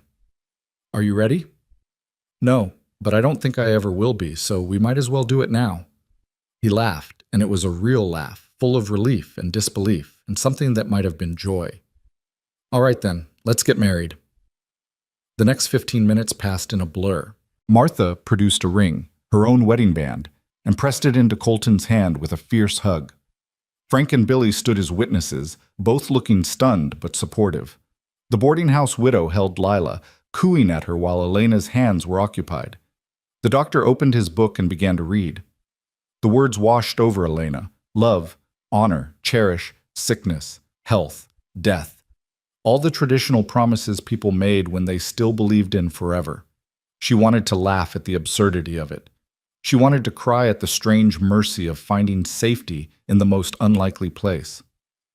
When the doctor asked if she would take Colton as her husband, Elena looked into his gray eyes and saw her own fear and hope reflected back. Two broken people making impossible promises. Two outcasts choosing each other against all reason. I will, she said. When Colton said the same, his voice was steady and sure. He slid Martha's ring onto Elena's finger. It was slightly too large, but it would do, and then, because the ceremony demanded it, he kissed her. It was brief, chaste, awkward. Their first kiss, witnessed by a crowd of people who'd come to drive her away and were now watching her marry instead. Elena felt heat flood her face, but Colton's hand was solid and warm in hers, anchoring her. I now pronounce you husband and wife, the doctor said, closing his book with a satisfied snap. What God has joined, let no man put asunder. Martha started clapping, and slowly, reluctantly, others joined in. Not everyone, Morrison and his closest allies, sat their horses in stony silence, but enough that the applause felt genuine. The boarding house widow returned Lila to Elena with tears in her eyes. Congratulations, Mrs. Ward, she whispered. Mrs. Ward. Elena had been Mrs. Moore for 3 years, and that name had died with Thomas. She'd never expected to be anyone's wife again. And now, in the space of 15 minutes, she'd become Elena Ward, married to a man she barely knew, bound to a life she couldn't predict. It should have been terrifying. Instead, it felt like hope. Morrison finally found his voice. This doesn't change anything, Ward. She's still my wife, Colton interrupted. Legally, properly, in front of witnesses. Which means she has every right to be here. And if you or anyone else tries to harm her or drive her away, you'll be committing a crime against a married woman on her own property. His voice hardened. I don't think even you want to explain that to the territorial marshal. Morrison's jaw worked, but he had no answer. He'd been outmaneuvered, and he knew it. This isn't over, he said finally. Mark my words, Ward. This won't end well. It already ended well. Colton pulled Elena closer. I got exactly what I wanted. If you can't be happy for us, at least have the decency to leave us alone. Morrison yanked his horse's head around and spurred toward the road. Most of the men followed, though a few lingered to offer awkward congratulations before departing. Within minutes, the yard was clear except for Martha, the doctor, the widow, and the few others who'd come to help. Martha embraced Elena tightly. Welcome to the family, dear. Not the way I expected this to happen, but I'll take it. Thank you, Elena whispered, for everything. If you hadn't come. Hush. Of course I came. That's what neighbors do. Martha pulled back, her eyes fierce. Now, You need a proper wedding supper. I'll go home and cook something special. Bring it back tonight. We'll celebrate properly. You don't have to. I want to. Let an old woman fuss, will you? The others made their farewells, promising to spread the word that Elena was now Mrs. Ward and under Colton's protection. The doctor advised them to file the marriage certificate with the territorial office as soon as possible, just to make everything official and legal. And then, finally, they were alone. Frank and Billy had tactfully disappeared to the barn. Elena and Colton stood in the yard, married but still strangers in so many ways, uncertain what came next. So, Colton said finally. That happened. Elena laughed, a slightly hysterical sound. That happened. Are you all right? I don't know. Are you? I don't know either. He ran a hand through his hair. I'm sorry. I should have asked you properly, not just blurted it out in front of everyone. You deserve better than that. You gave me what I needed when I needed it. That's better than a pretty proposal. Elena looked down at the ring on her finger. Colton, we should talk about what this means, about expectations, and later, he took her hand gently. Right now you're shaking, and Lila needs to eat, and I think we both need to sit down before we fall down. We'll figure out the rest as we go. He was right. Elena's legs felt like water, and her mind was spinning. Too much had happened too fast. She needed time to process, to understand what she'd just done. Colton led her back to the house, his hand warm and steady on her back. Inside, everything looked the same, the kitchen, the parlor, the stairs leading up to the bedrooms. But everything had changed. This was her home now. Really, truly hers. Not a temporary shelter or a place she was just passing through, but a home. She was Elena Ward. She had a husband. She had a house. She had protection and safety and a future. The weight of it, the reality, crashed over her like a wave, and suddenly Elena was crying. Not sad tears or scared tears, but overwhelmed tears, months of held-back emotion finally breaking free. Hey, Colton said, alarmed. Hey, Elena, it's okay. I know, she sobbed. I know it's okay. That's why I'm crying. He pulled her against his chest, careful of Lila between them, and just held her while she wept. His hand stroked her hair gently, and he murmured wordless comfort, and Elena felt something inside her that had been clenched tight for so long finally begin to relax. She was safe. She was home. She was married to a good man who'd chosen her even when the world told him not to. It wasn't the life she'd imagined.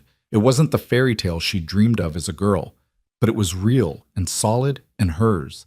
And for the first time in longer than she could remember, that was enough. When the tears finally subsided, Elena pulled back, embarrassed. I'm sorry. I didn't mean to fall apart on you. You're allowed to fall apart. You just survived a mob and got married in the same afternoon. That's a lot. You survived it too. Yeah, but I'm used to people hating me. You're not. He wiped a tear from her cheek with his thumb. You did good today, Elena, standing up to them like that. I was proud of you. The simple words made her throat tight again.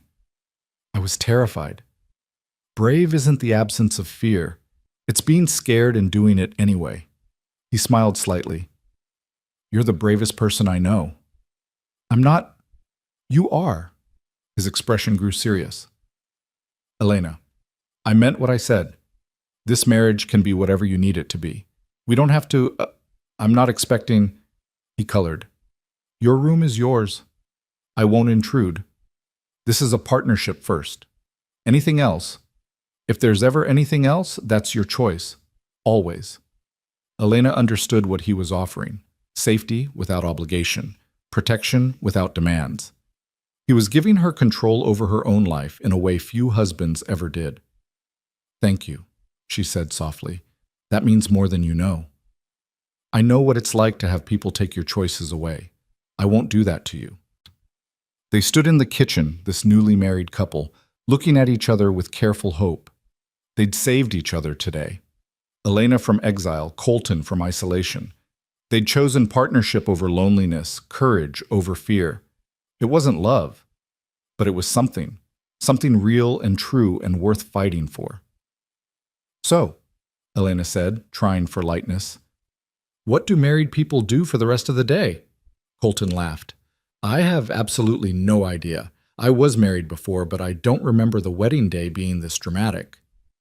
Maybe we could just be normal, whatever that means. Normal sounds good.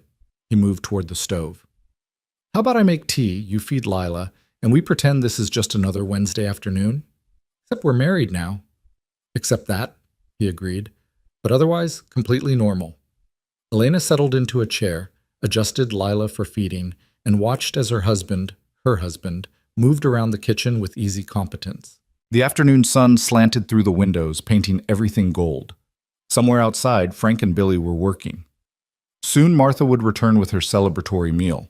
Life was continuing, moving forward, refusing to be stopped by fear or superstition. And Elena Ward, formerly Elena Moore, formerly a cursed widow with nowhere to go, sat in her own kitchen and let herself believe that maybe, just maybe, everything was going to be all right. Not perfect, not easy, but all right. And for two people who'd survived what they had, all right was a miracle worth celebrating. The weeks following the wedding passed in a rhythm that was both strange and comforting. Elena woke each morning in her room upstairs, dressed in clothes that had belonged to another woman, and came down to find Colton already making coffee. They'd share breakfast in companionable silence, and then he'd head out to work the ranch while she tended the house and cared for Lila. It was domestic and ordinary, and nothing like either of them had expected. But beneath the surface of normalcy, tension simmered. They were married, but not really married. They shared a house, but not a life. They were polite and careful with each other, like two people walking on ice that might crack at any moment. Elena felt it most acutely in the evenings, when they'd sit together in the parlor after supper. Colton would read or work on accounts while Elena mended clothes or played with Lila. Sometimes their eyes would meet across the room, and Elena would see questions there. Questions about what they were to each other, about whether this arrangement could ever become something more. But neither of them asked the questions aloud. It felt safer not to. Martha came to visit often, bringing food and gossip and practical advice. The boarding house widow stopped by twice with baby clothes that her grandchildren had outgrown. Even the doctor made a social call, checking on Lila and pronouncing her thriving. Word had spread through the valley that Elena Ward was under protection now, legally wed and therefore untouchable. Most people accepted it. Some even warmed to her, curious about the woman who'd captured Colton Ward's attention after years of self-imposed isolation. But Morrison and his allies remained hostile. They didn't come to the ranch again, but Elena heard stories, whispered accusations in town, veiled threats, rumors designed to undermine and isolate. The cattle deaths had been explained away by poisonous plants, but new incidents were attributed to Elena's presence. A barn fire at a neighboring ranch, a child's illness that lasted weeks, bad weather that delayed spring planting. Every misfortune, no matter how ordinary, somehow became evidence of the curse. "They'll never stop, will they?" Elena asked one night, sitting by the fire with Lila asleep in her arms. "They'll always find something to blame me for." Colton looked up from the book he wasn't really reading. "Probably not. Some people need someone to hate. It makes them feel better about their own problems. I'm tired of being hated." "I know." He set the book aside. "But you're not alone anymore. That has to count for something." "It does." Elena looked at him across the fire-lit room. "Colton, can I ask you something?" "Always." "Do you regret it? Marrying me?" The question had been building for weeks. Elena needed to know if he saw her as a burden, a mistake, a choice made in the heat of the moment that he now wished he could take back. Colton was quiet for so long that Elena's heart began to sink. Then he stood and crossed the room, settling into the chair beside hers. When he spoke, his voice was rough with emotion. "I regret nothing," he said. "Marrying you was the first real decision I've made in 3 years. The first time I chose something instead of just letting life happen to me." He reached out and gently touched Lila's sleeping face.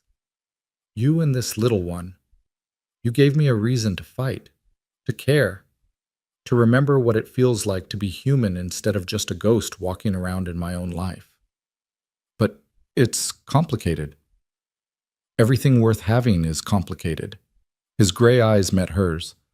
"Elena, I'm not good at this, at talking about feelings or making pretty speeches, but I need you to know that having you here, it matters. You matter. Elena felt tears prick her eyes. You matter too. Then we matter to each other. And that's enough to build on, isn't it? Before Elena could answer, a sharp knock sounded at the door. Both of them tensed. Visitors after dark were rarely good news. Colton moved to the door, his hand automatically going to the gun he now wore whenever he left the house. Who's there? It's Frank, boss. We've got trouble. Colton opened the door to find his foreman standing in the cold night air, his face grim. What kind of trouble? The north pasture fence is down. Cut deliberately from the looks of it. Half the herd scattered, and Billy's out trying to round them up before they wander onto Morrison's land. Frank's jaw clenched. This wasn't an accident, boss. Someone did this on purpose. Elena's stomach dropped. This was it. The retaliation they'd been expecting. Morrison couldn't drive her away directly, so he'd attack the ranch instead. How bad? Colton asked, already reaching for his coat. Bad enough. We'll lose animals if we don't get them back before dawn, and if they cross onto Morrison's property. He'll claim they're trespassing and keep them. Colton turned to Elena. I have to go. Lock the doors behind me. Don't open them for anyone except me, Frank, or Billy. Colton, wait. Elena stood, still holding Lila. What if it's a trap? What if someone's waiting out there? Then I'll deal with it. He cupped her face briefly, his hand warm against her skin. I'll be careful.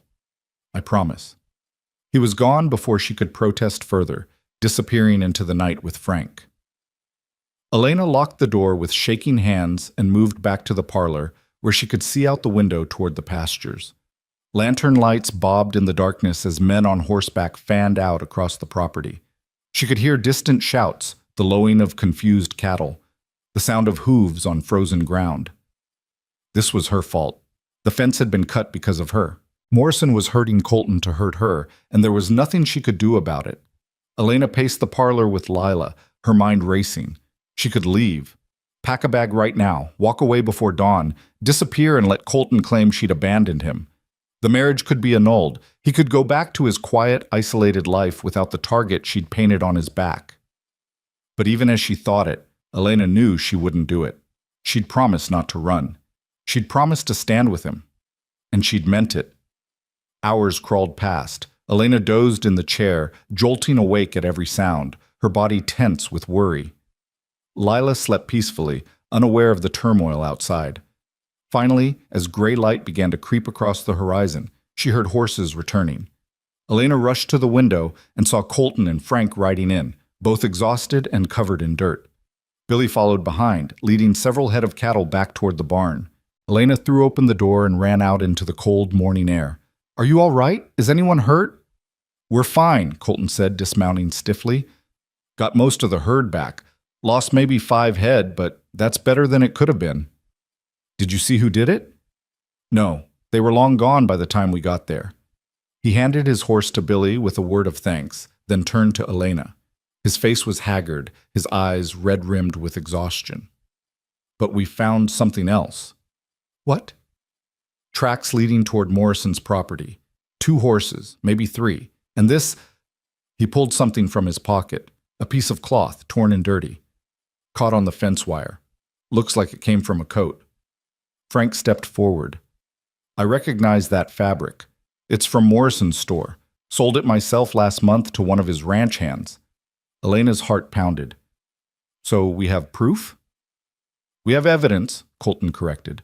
Not quite the same thing, but it's enough to take to the sheriff. The sheriff won't do anything, Elena said bitterly. He's friends with Morrison. Maybe, but we have to try. Colton touched her shoulder gently. Come inside. You're freezing. They gathered in the kitchen, where Elena made coffee while the men warmed themselves by the stove. Dawn light filled the room, painting everything in shades of gold and gray. Lila woke and fussed, and Elena fed her while listening to Colton and Frank discuss their options. We could fix the fence and say nothing, Frank suggested. Let it go. And then what? Wait for them to do something worse next time? Colton shook his head. No, this ends now. I'm riding into town this morning to talk to Sheriff Dawson. I'm coming with you, Elena said. Elena, I'm coming. This is about me. I should be there. Colton looked like he wanted to argue, but something in Elena's expression stopped him. All right, but we do this carefully. No accusations we can't back up. No giving Morrison an excuse to claim we're the ones causing trouble. 2 hours later, Elena found herself sitting in the sheriff's small office in town, Lila on her lap, while Colton laid out what had happened. Sheriff Dawson listened with an expression that gave nothing away. A man practiced at staying neutral in a valley full of feuds and grudges. That's a serious accusation, he said when Colton finished. You're saying Morrison's men deliberately cut your fence? I'm saying someone did, and we found evidence pointing toward his property. Evidence isn't proof. It's enough for you to ask questions. Dawson sighed and leaned back in his chair. Ward, I'm going to level with you. Morrison's a powerful man in this town. He's got friends, influence, money. You think I can just march over there and accuse him of sabotage based on a torn piece of cloth? I think you can do your job, Colton said flatly. My job is keeping the peace. And right now, the best way to do that is to let this go. So that's it? Someone attacks my property and you do nothing? I'm saying pick your battles. Dawson's eyes flicked to Elena. Look, I understand why you married her. I even respect it. But you had to know there'd be consequences. Morrison and his friends, they're not going to let this go quietly. So they're allowed to commit crimes as long as they're self-righteous about it? That's not what I said. It's what you meant. Colton stood, his chair scraping back. Come on, Elena. We're wasting our time here. But as they turned to leave, the door opened and Martha Hayes walked in, followed by the boarding house widow and 3 other women Elena recognized from the valley. They filled the small office with their presence, their faces set with determination. Sheriff, Martha said crisply, I understand Colton and Elena have reported a crime. Dawson looked wary. Mrs. Hayes, this isn't really a matter for women. Don't be ridiculous. Everything in this valley is a matter for everyone who lives here. Martha planted herself in front of his desk. Now, what are you going to do about this fence cutting? Mrs. Hayes, I've already explained to Mr. Ward that without clear proof, then get clear proof. Investigate. Ask questions. Do your job. Martha's voice could have cut glass. Or do we need to ride out to the territorial marshal and explain that you're refusing to enforce the law when it's inconvenient? The other women murmured agreement. Dawson's face reddened. That's not fair. Fair is a woman and child being terrorized because people are afraid of things they don't understand.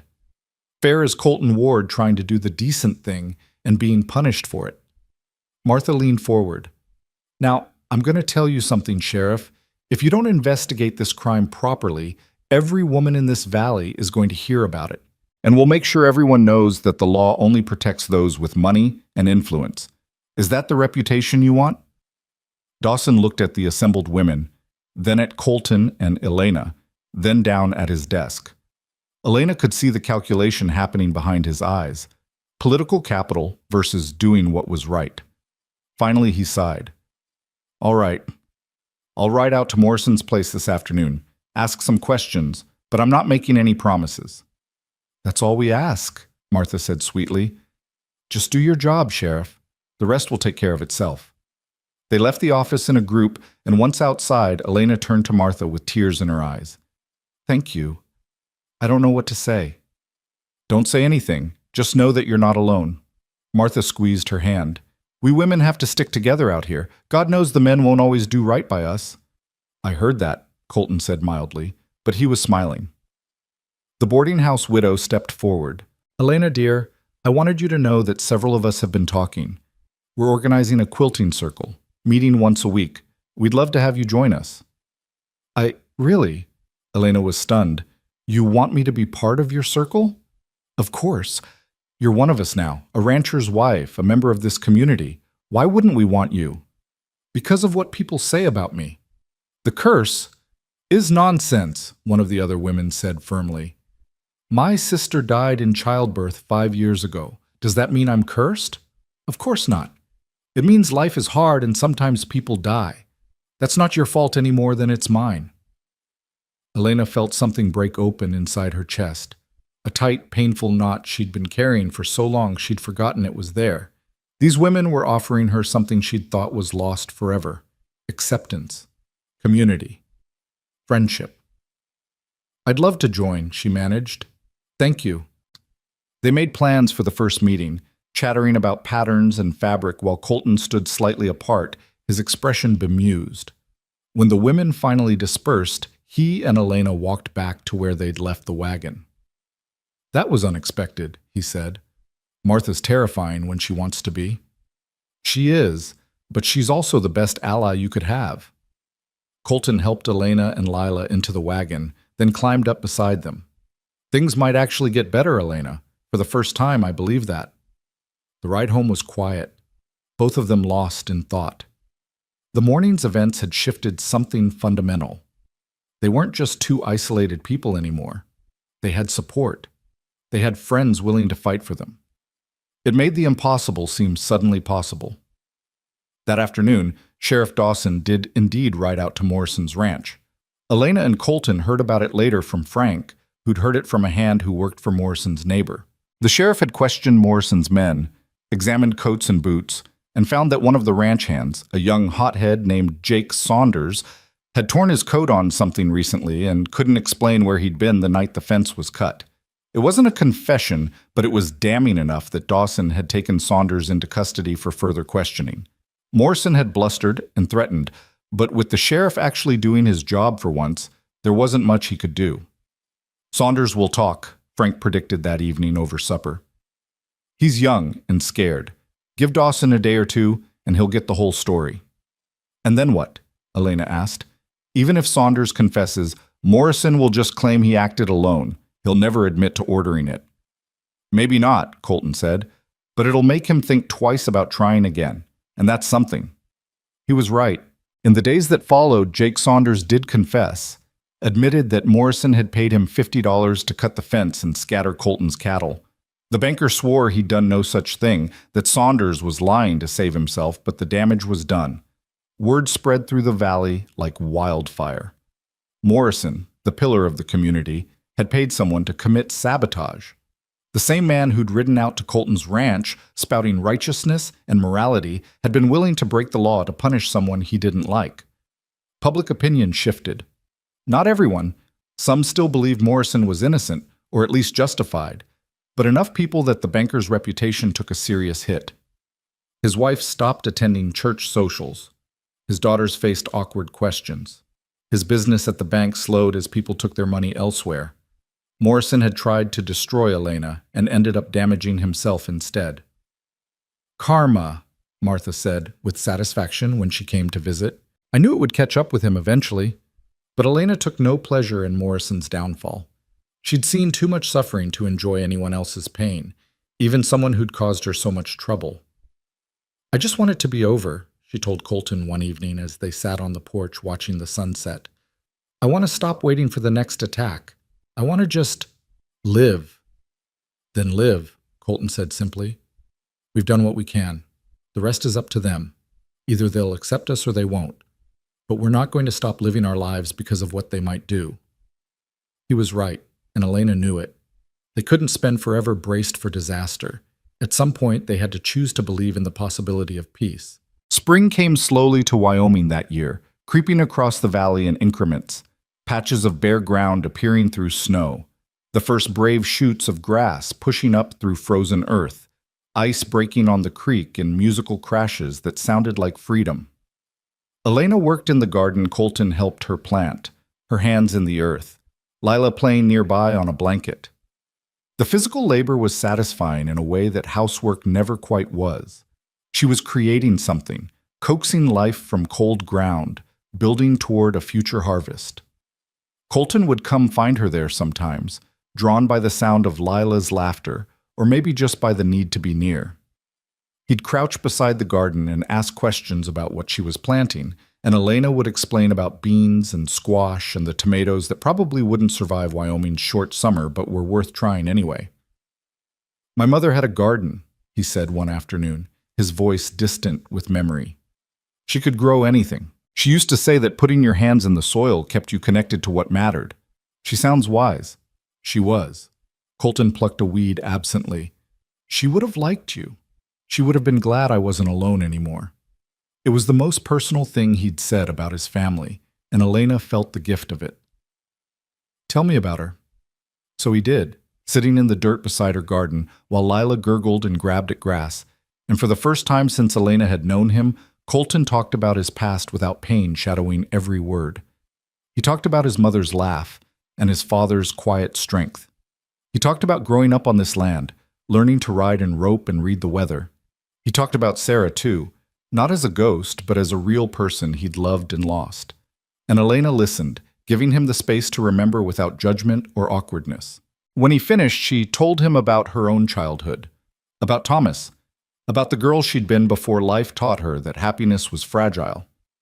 They sat in the spring sunshine, two people finally learning to trust each other with the truth. That night, something shifted between them. Elena felt it as clearly as she'd felt the warming of the weather. Colton looked at her differently across the dinner table, not with careful politeness, but with something deeper. Interest. Affection.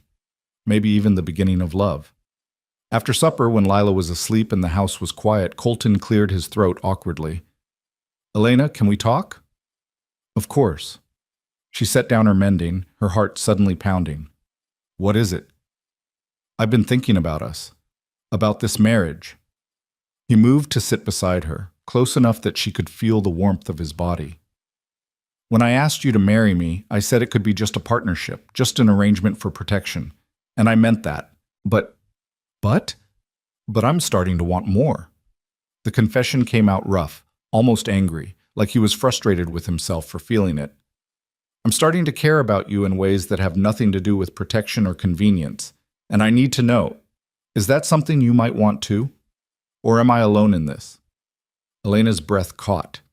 She'd been feeling the same pull, the same shift from convenience to something real, but she'd been afraid to acknowledge it, afraid to risk her heart again. "You're not alone," she whispered. Colton's eyes widened. I mean I care about you too. More than I thought I could care about anyone after Thomas." Elena reached for his hand, lacing their fingers together.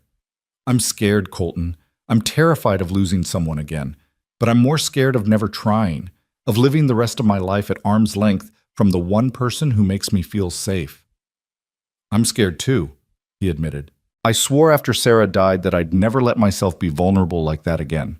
But then you showed up, half frozen and stubborn, and somehow you got past every defense I had. So what do? We try." He brought her hand to his lips, kissing her knuckles gently. "We take this slow. We give ourselves permission to be scared. But we try." Elena nodded, tears streaming down her face. But they were good tears, hopeful tears. "We try." Colton pulled her close, and this time when he kissed her, it wasn't awkward or perfunctory. It was real and searching and full of promise. Elena melted into him, her hands coming up to frame his face, and for the first time since Thomas died, she let herself feel something other than grief. She felt hope. She felt desire. She felt the possibility of love. When they finally pulled apart, both breathing hard, Colton rested his forehead against hers. "I want to do this right," he said. "I want to court you properly, even though we're already married. I want to learn everything about you. I want to build something real." "Then that's what we'll do." Elena smiled through her tears. "We'll build something real, together." The weeks that followed were a revelation. Colton courted his own wife with a sweetness that made Elena's heart ache. He brought her wildflowers from the meadow. He carved toys for Lila. He taught Elena to ride properly, his hands gentle as he guided her through the basics. They took long walks in the evenings, talking about everything and nothing, learning each other's rhythms and quirks. And slowly, carefully, the separate bedrooms became less separate. Colton would linger in the doorway of Elena's room, talking until late in the night. Elena would wake to find him in the rocking chair with Lila, having come in to check on them and stayed to watch them sleep. The day Elena asked him to stay, to share not just the house, but the room, the bed, the intimacy of true marriage, he'd looked at her with such gratitude and relief that she'd known she was making the right choice. "Are you sure?" he'd asked, his voice shaking. "I'm sure. I'm ready. Are you?" "I've been ready since I found you in that storm." He'd kissed her then, deep and thorough, and Elena had felt the last of her walls crumble. Making love to Colton was nothing like it had been with Thomas. With Thomas, everything had been youthful passion and discovery.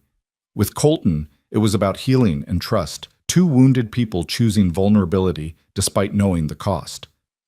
Afterward, lying in his arms with Lila sleeping peacefully in her cradle nearby, Elena felt something she'd thought was lost forever.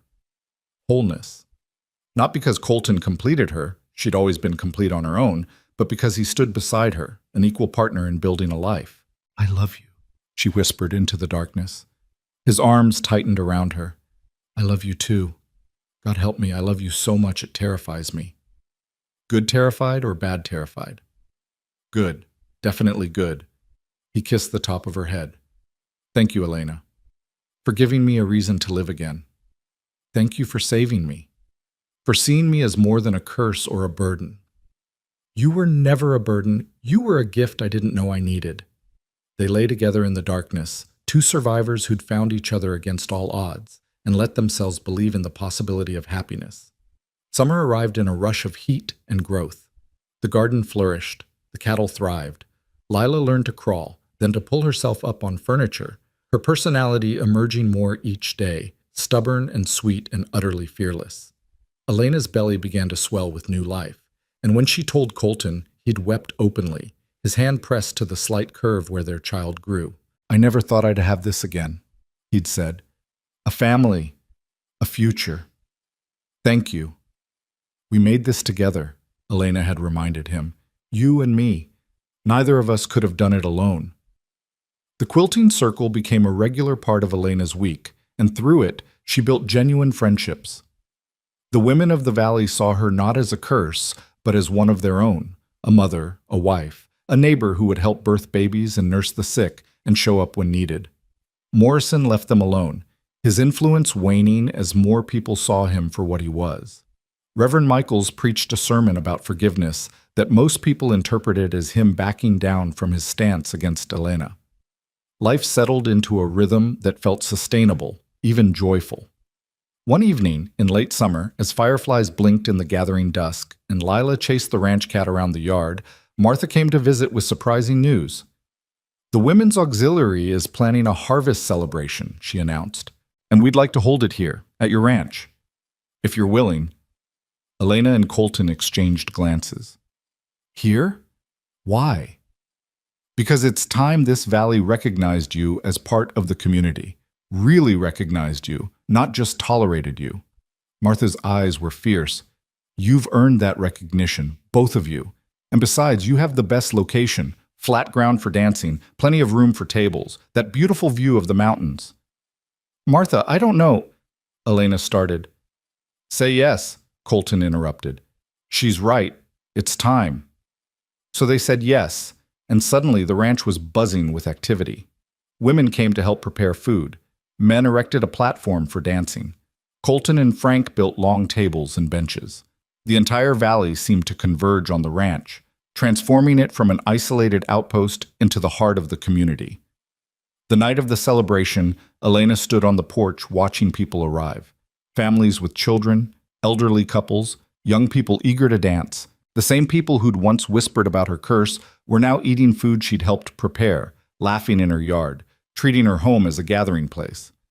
"You did this," Colton said, coming up behind her and wrapping his arms around her expanding waist. "You turned this place from a tomb into a home. You brought life back."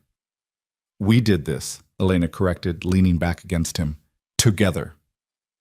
The celebration lasted until well past midnight. There was music and dancing and so much laughter it felt like the land itself was healing. Even Morrison showed up, stiff and formal, but he stayed on the edge of the crowd and didn't cause trouble. As Elena danced with her husband under a sky full of stars, Lila asleep in Martha's arms nearby, she felt the last piece of her broken heart click back into place. This was what she'd been running toward all along, even when she thought she was just running away. This community, this family, this man who'd chosen her when the world told him not to. "What are you thinking?" Colton asked, spinning her gently. "That I'm home," Elena said. "Finally, truly home." "Yeah," he agreed, pulling her close. "We both are." Winter came again, completing the cycle, but this time Elena faced it without fear. She was no longer alone, no longer desperate, no longer running. She had a husband who loved her, a daughter who was thriving, and a new baby growing inside her who would be born in the spring. The day her son arrived, healthy and squalling, with Colton's gray eyes and her dark hair, Elena held him and wept with joy. Not because the pain was over, but because she'd survived it, because she'd walked through fire and come out stronger. They named him Thomas, after her first husband, and James, after Colton's father, a bridge between past and future, grief and hope. Colton held his son with shaking hands, tears streaming down his face. I didn't believe I could have this again. You can, Elena said softly. We can. We're allowed to be happy, Colton. After everything we've survived, we're allowed to build something beautiful. He kissed her then, long and deep, and when he pulled back, his smile was the most beautiful thing Elena had ever seen. I love you, he said. I love all of you, my family, my home, my life. I love you too, Elena whispered. Thank you for not riding past me that day. Thank you for stopping. Thank you for living, for fighting, for choosing me. They sat together in the warm spring sunlight streaming through the bedroom window, their children around them, Lila sleeping in the corner, little Thomas in his mother's arms, and let themselves believe in the miracle of second chances. Outside, the ranch was waking up. Frank was calling orders to Billy in the barn. The cattle were lowing in the distance. Birds sang in the trees that were just beginning to bud. Life was continuing, moving forward, refusing to be stopped by past pain or present fear. And Elena Ward, formerly Elena Moore, formerly a cursed widow with nowhere to go, looked at her husband and her children and her home and knew, with absolute certainty, that she'd found what she'd been searching for. Not perfection, not a life without pain or difficulty, but something better. A life worth living. A family built from broken pieces. A home constructed from ashes and hope and stubborn, defiant love. She'd whispered that they had nowhere left, and he'd said she had him. And he'd been right. She had him. She had her children. She had this ranch, and this valley, and this hard-won place in a community that had finally accepted her. She had everything. And as spring melted, the last of winter's snow, and wildflowers began to bloom along the fence line, Elena closed her eyes and let herself rest in the certainty that she was finally, truly home. The cowboy and the widow. Two broken souls who'd saved each other. Two outcasts who'd built a family from nothing. Their story wasn't a fairy tale. It was better. It was real. And it was theirs.